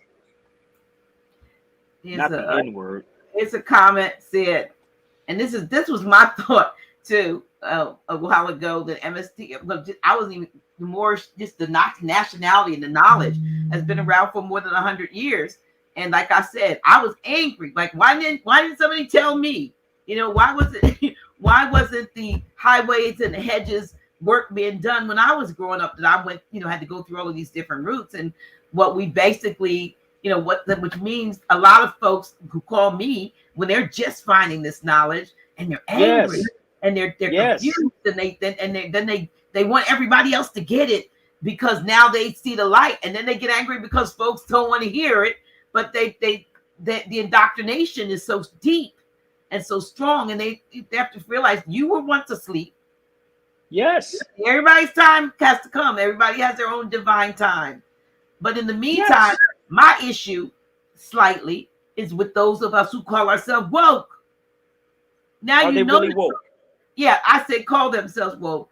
If you know the truth, then you know that the tenets of for the Moor Science Temple is to uplift, not to downtrod fallen humanity, not to stop on a man or a woman while they're down, but to uplift the ones who have fallen, and to live by the principles of love, truth, peace, freedom, and justice. And you don't see that. It's that simple.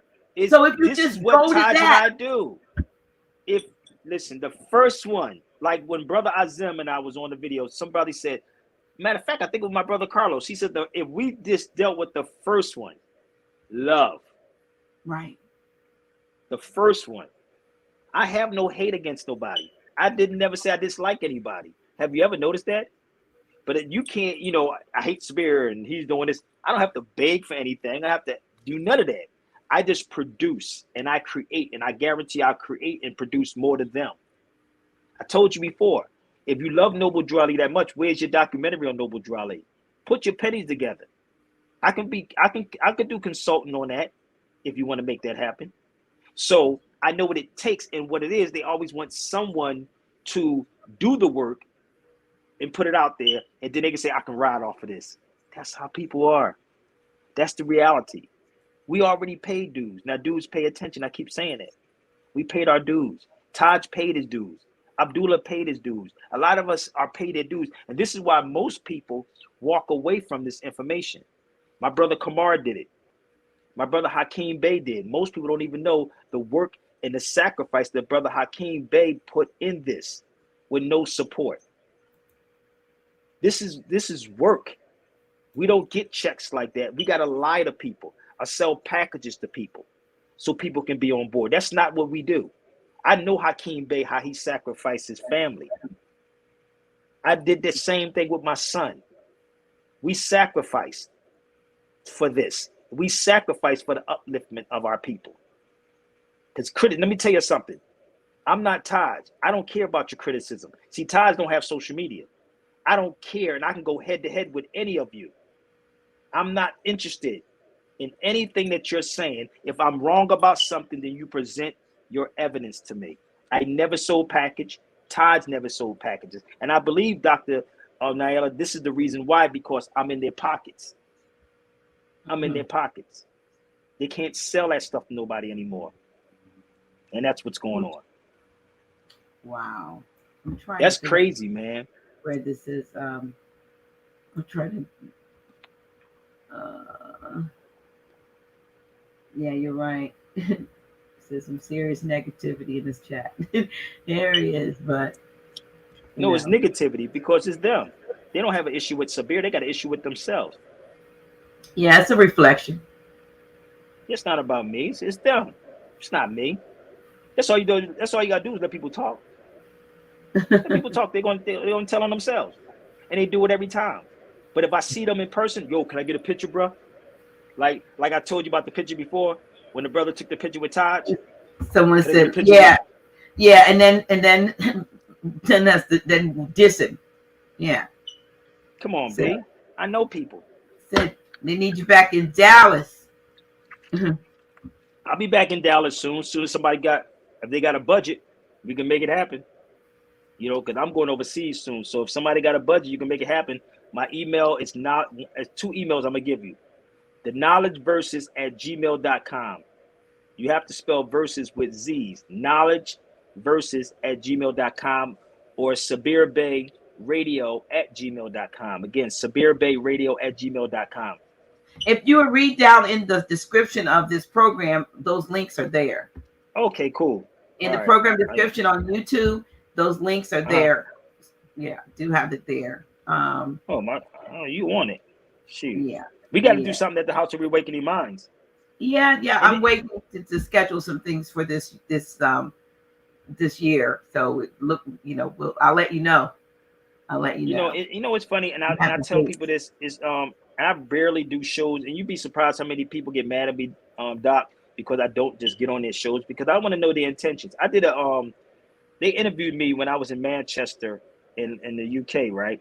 And my sister Sonia's on here too, and Sonia's a beast, boy. Sonia don't be playing. Like, yo, Sonia from the UK, she was not playing with me with people. We over there, and we being interviewed in a coffee shop, and I didn't know these people that came into the coffee shop.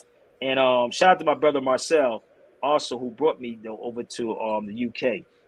And I was like, I don't know this person, but he said, no, she's cool, blah blah blah blah blah. And she interviewed me, and I never got the footage. And this is why I truly don't get on people's shows, because I know they just want hits, they want numbers, they want likes, and that's why I don't. And the only reason why I'm on here because I respect my sister right here. You know what I mean? I just don't jump on people's shows. That's just me. I don't. I got my own platform. I've been doing it for a long time. I have an audience. I have a broad audience internationally. So I'm not interested in that. So it is what it is. But I just don't do people's shows just to be doing it. But this show had needed to happen. Because I did the video with Azim Hopkins Bey on Sunday. Now I'm doing it over here. And that was a beautiful, and the brother Azim and I is going to do another video. He's going to be coming on a regular.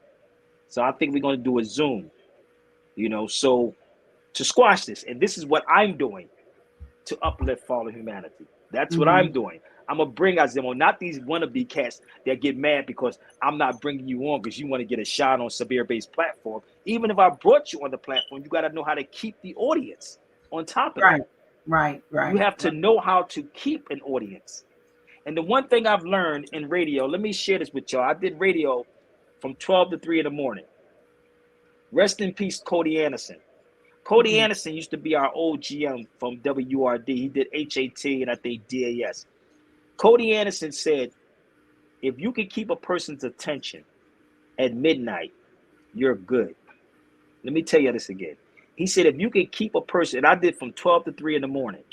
I used to do URD at 9 o'clock, but I did WKDU from 12 to 3. And he said, if you can keep a person's attention at that time, you're good. And Motown has never, ever shut its doors, if anybody ever noticed. Motown never shut its doors. If you ever went to Motown, they'll tell you this story. I used to sit with Stevie Wonder a lot. Actually, I just talked to Stevie the other day on the phone, and he invited me to the studio out here in Cali. But one thing that they said is that your creativity comes in the middle of the night.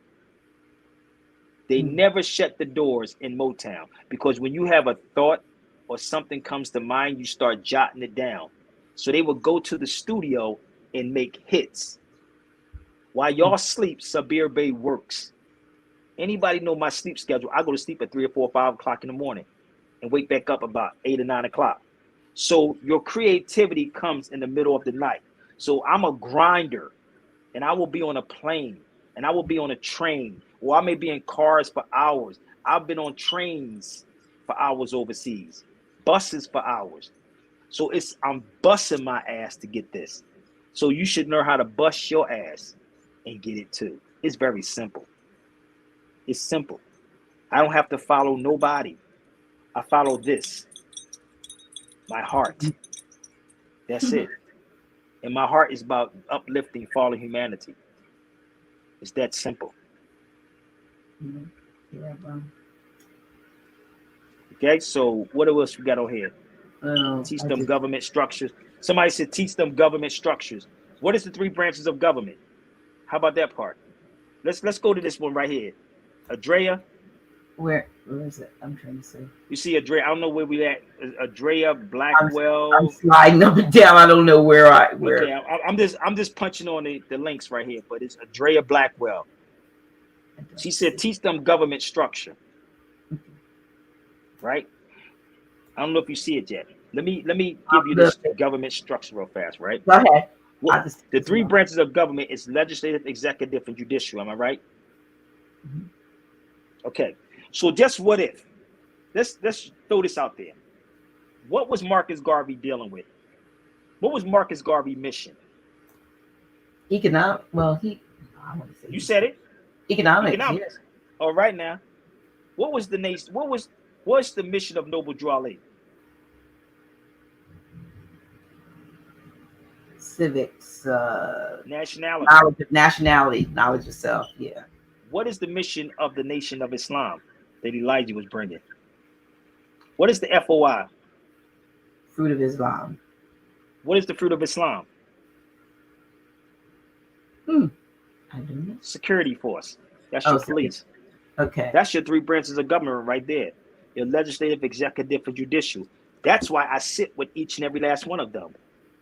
Which that's they what need they to don't be want. Unified. They need to come together. That's why you don't see me argue with the nation. I'm with the nation. I don't argue with them. Oh, brother, go watch the video I just did with the brother. What you call him? Zibilan Woodard. He's in the Nation of Islam. Brother Z. Hold on, my daughter's calling me. Yes, baby. My daughter's calling me on FaceTime. So she hung up on me. That's what happened. She hung up on me. She played. Oh, here she goes. She calls me. This little girl is something else. Yes, baby. You gonna talk? You gonna talk to Daddy? She's want to see your face. Back. Yeah, she is so funny. These children are smart, but the 3 branches of government is legislative, executive, judicial. If we can sit with these people and not argue with them and sit up here and say, well, brother, he's saying he's black, then why don't you go teach that part? There is no arguments with the Nation of Islam. There's no argument with the RBGs or Garveyites. I understand the mission. So somebody has to have the level head and say, okay, how do we bridge this gap together? And that's what I do. I bring everyone together as one. Even in the Zulu Nation, I was doing that. The same thing in the Zulu Nation. So I'm doing my part. What are y'all doing? I'm doing my part. Let me see. You follow me? Yes. No question that. Somebody said, I'm saying you are mistaken when you say it started in 1492. What? I don't know what somebody mean by that, but the Moors fell in 1492. Spain wasn't even called Spain until 1492. Spain was not Spain until 1492. I'm going to repeat this again. It was not Spain back then. It was El Andalus. Man, y'all, we need to do some classes over there in Delaware. I'm going to be real with you, G. I think, listen, matter of fact, let me show you something. Well, here's a question too. Sure. So for you, I know you don't publicize your location much, but is Dallas on your schedule this year? No, unless somebody got a check for me. I can't. I listen. I You got too can't much just going go. on. I got too much going on to be trying to do all that right now. If you make it happen, this is at your place right there. That's my son Amir. Remember that? Okay, That's at yeah, your place. yeah, it certainly is. And that's my son Amir in the background. Uh-huh. Yeah. So if somebody can make it happen, we can make it happen. I'm fine with it. But to answer your question about the Spain wasn't Spain until 1492, and that's the fact. So again, here it is right here. This is in Seville. It's called El Andalus. And That's in okay. Seville, Spain, and they still hold it right there. That's what it was called. El Andalus. El Yes. Andalus. So once you go there, you will understand the history and the origins of everything that's going on, and that's all I'm really about. It's about, again, the uplift and fall of humanity. That's all. That's it. I mean, what else can Let me there see. be? I mean, It's the first of the month. More money, money, money. I don't know what these cats is talking about. Mark, I'm watching you being called out.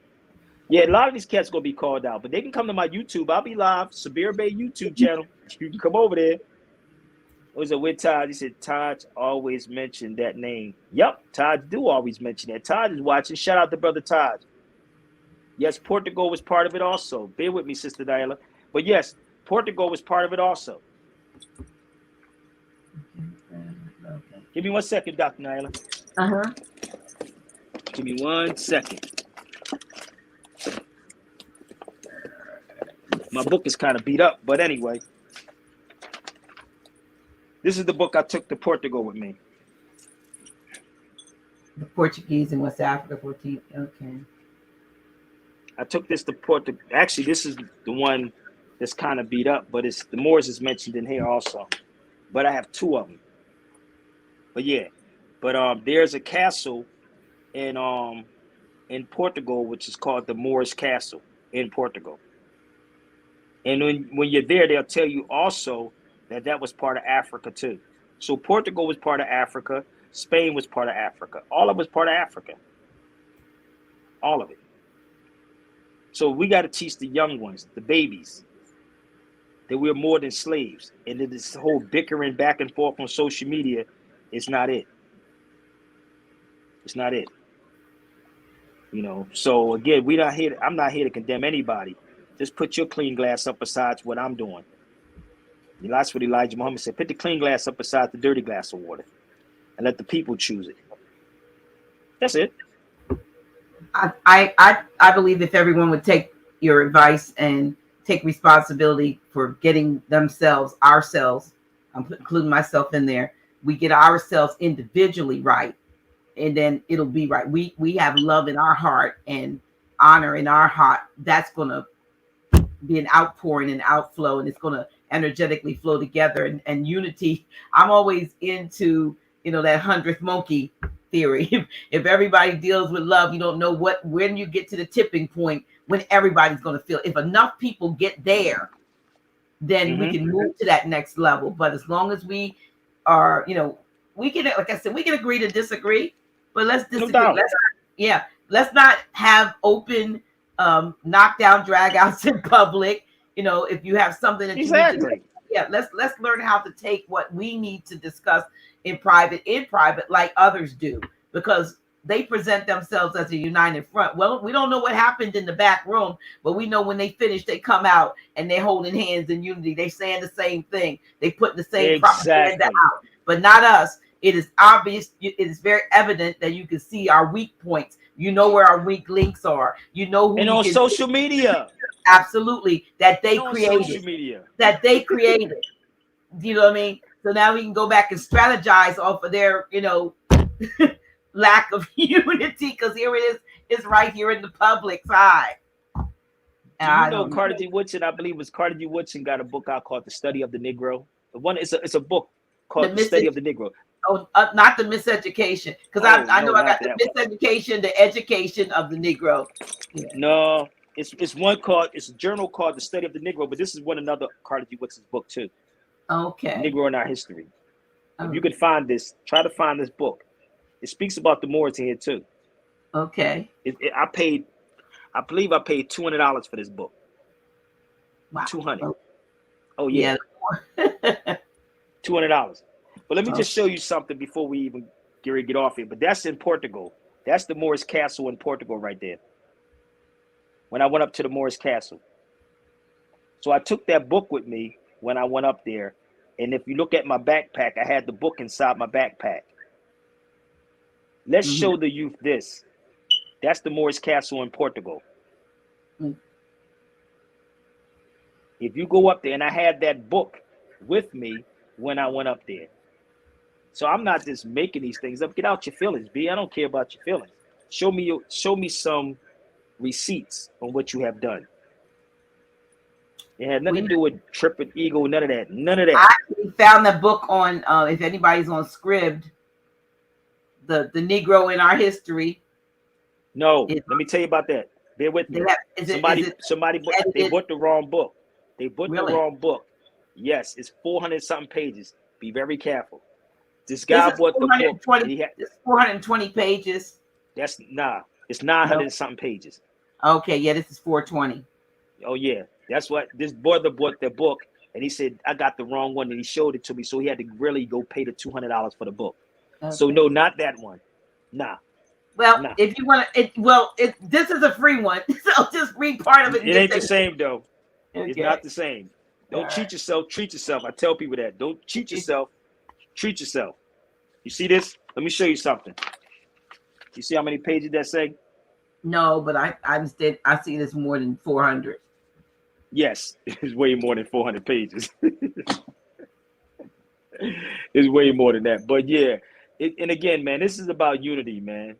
It's about unity. And again, if you against me, like Harris, when you Satan, because I don't think I said anything ill about anybody at all. I'm live every single day. Every day. You know, do something with your life. Absolutely. You follow me? That's all I'm telling people. And before we go, I want to give a shout out to Brother Sabir Bey, also my brother Abdullah Bey. Shout out to Duke of Tears. Shout out to the real brother that's putting the work in. Support those brothers. Even Kevin down to Behringer, Neil Nagas, you know. Yeah, you know these brothers who really doing the work. I'm talking about these elders too.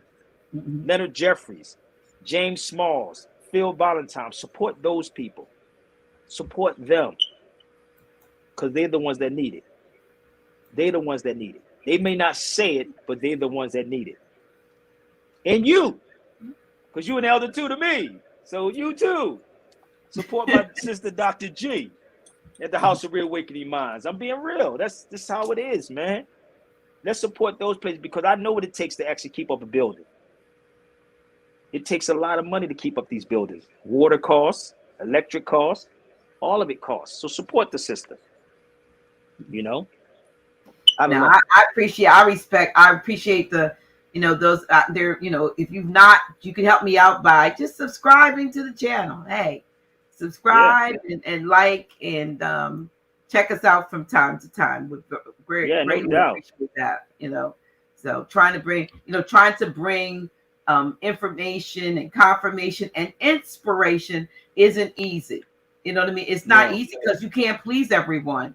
And then you try to do something that you feel called to do that is noble for the people, and then sometimes you get chopped off at the knees, and you're like, "Dang, I'm not perfect. I may mess up.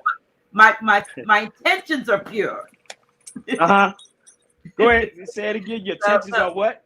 Pure, honorable. No doubt. Hold up. I gotta share something with you, my sister. Give me. I gotta dig in my closet real fast. Give me 1 second. Okay. So because I see my sister Cynthia Martin Ill on here. That's my sister too. That's my big sister. She told me to mention the Triple Light Tour.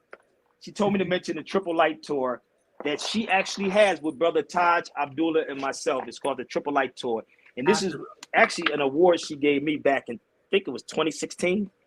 That's an award she gave me back in I believe it was 2016. It was, right?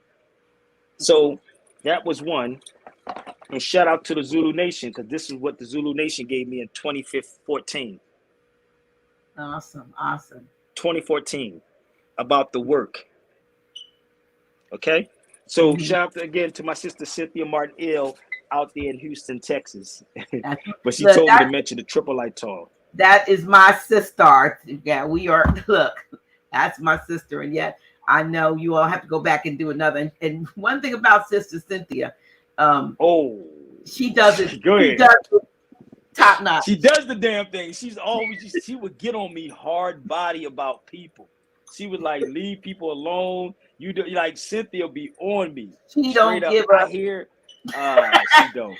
She don't give a fudge, man. She don't give a fudge. I'm gonna be real with you. She'll tell you the story when I had these attorneys in the room.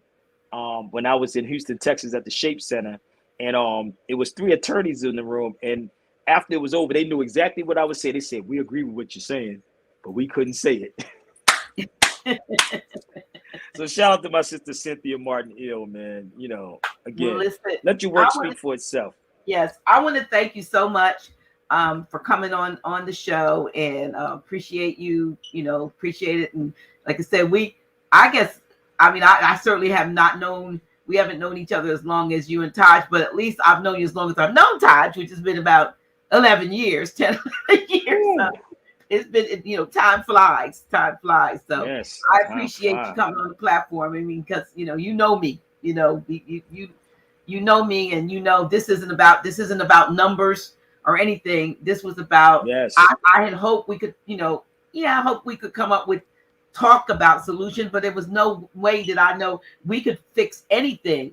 But at least we want to get the thought of unity on the minds and hearts of the people. Exactly. We want to get we want, instead of this fighting and bickering and discord, we want to start thinking unity, because as a man or woman thinketh, so is he or she.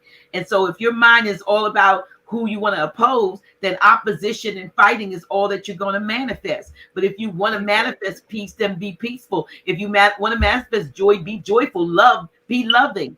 And start that stuff with yourself. Self-respect. Because to me, anybody that can't respect someone else really is because they can't respect themselves. So, and that's really what's going on. And that's really what's going on. And that's all it is. And this is just the beginning.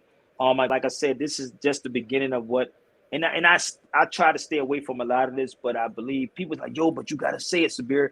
You don't want it. I'm like, dude, I don't want it. You ever hear them say, Jesus, say, remove that cup? Remove that. I'll be telling people, I don't want to, but it's coming. And I'm like, I don't want that. It's I'm constantly pushing things away from it. I'm like, no, but then sometimes you gotta address it. So that's why I called Azim and I called you, and this is just the beginning. And shout out to Phil Valentine, because Phil Valentine called me the ambassador of the Moors, and I said, I don't even want that. Talk to him about that. In a studio, we was in Brooklyn, New York, 2 years ago. He said, you are the ambassador of the Moors. I said, no, I don't want it. Don't want it. Because it's going to bring a lot of negativity that I don't want. I don't want that. Because I like to be me. I like to be funny. I like to be sarcastic. That's just me. I'm like, but I thank you, my sister, so much. Thank you for this opportunity. Thank you for coming. Thank you. Appreciate you. And we're going to go out. I'm just going to, I have a little commercial that I play. So no doubt. Yeah. Have a wonderful evening on purpose, y'all. Thank you, Brother Sabir. And thank you to each and every one of you. And I mean that, all of you, you all made the show, regardless of whether your comment with, left or right, you were a part of it. And you made for a delightful show. And Sabir is helping my skin to thicken so that I don't take things personal. But I call I have such a good heart that it hurts sometimes. And so I'm one of those Pisces. Somebody told me with a Scorpio something has been me. It's got something to do with Scorpio. So that's that part that comes back with the tail. It goes, stings you back because you touched me somewhere that I didn't want to be touched, like in my heart. Like, you hurt me. Here's my tail. And I don't want to be like that. I don't want to sting anybody. I want to love, because that's what we're talking about. I want love to flow from me. If nobody got anything from this, man, y'all, that's on y'all. Something you have to fix on yourself. Yeah. Period. It's about the unity, to show the unity. Absolutely. All right. Thank you, my sister. I appreciate you so much. Y'all, I'll be live on my YouTube, Sabir Bey YouTube channel. Again, check out the merchandise. hit me up at knowledgeverses@gmail.com. I thank y'all so much for coming on. Again, shout out to my sister Cynthia Martin Ill. I'm out. All right. Peace. Thank you so much. Thank you. Peace. All right. Dr. G, inviting you to get your Chokeberry Plus today. It is that amazing berry, high in antioxidant, anti-inflammatory, antiviral properties. It supports and balances the blood pressure, the blood sugar, weight, and cholesterol. Yes, you can get a 2-month supply today by texting CB3L to 302-345-0500. That's CB3L to 302-345-0500. And get on the path to wellness today. You'll be glad you did.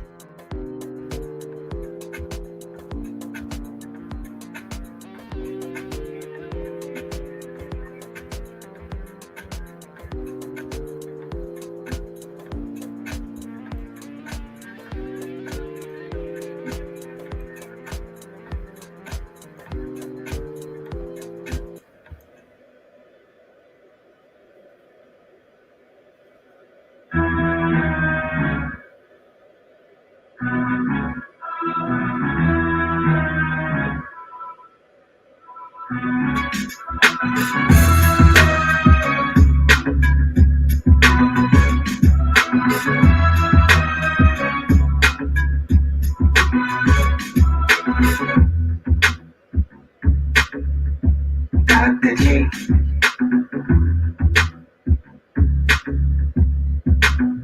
Really? Who's she? Yeah, that's me. Dr. G.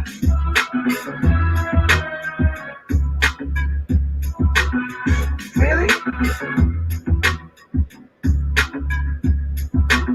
Who's she?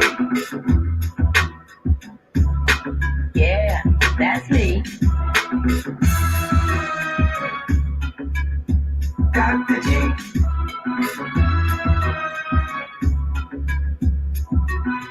Really? Who's she? Yeah, that's me.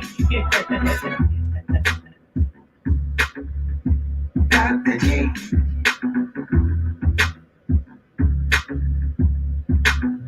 Really?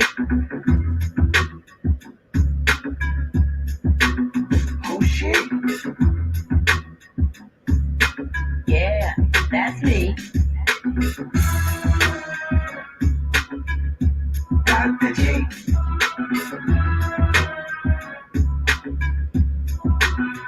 Really? Who's she? Yeah, that's me. Dr. G.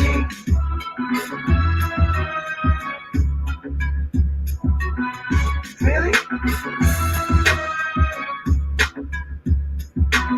Who's she? Yeah, that's me.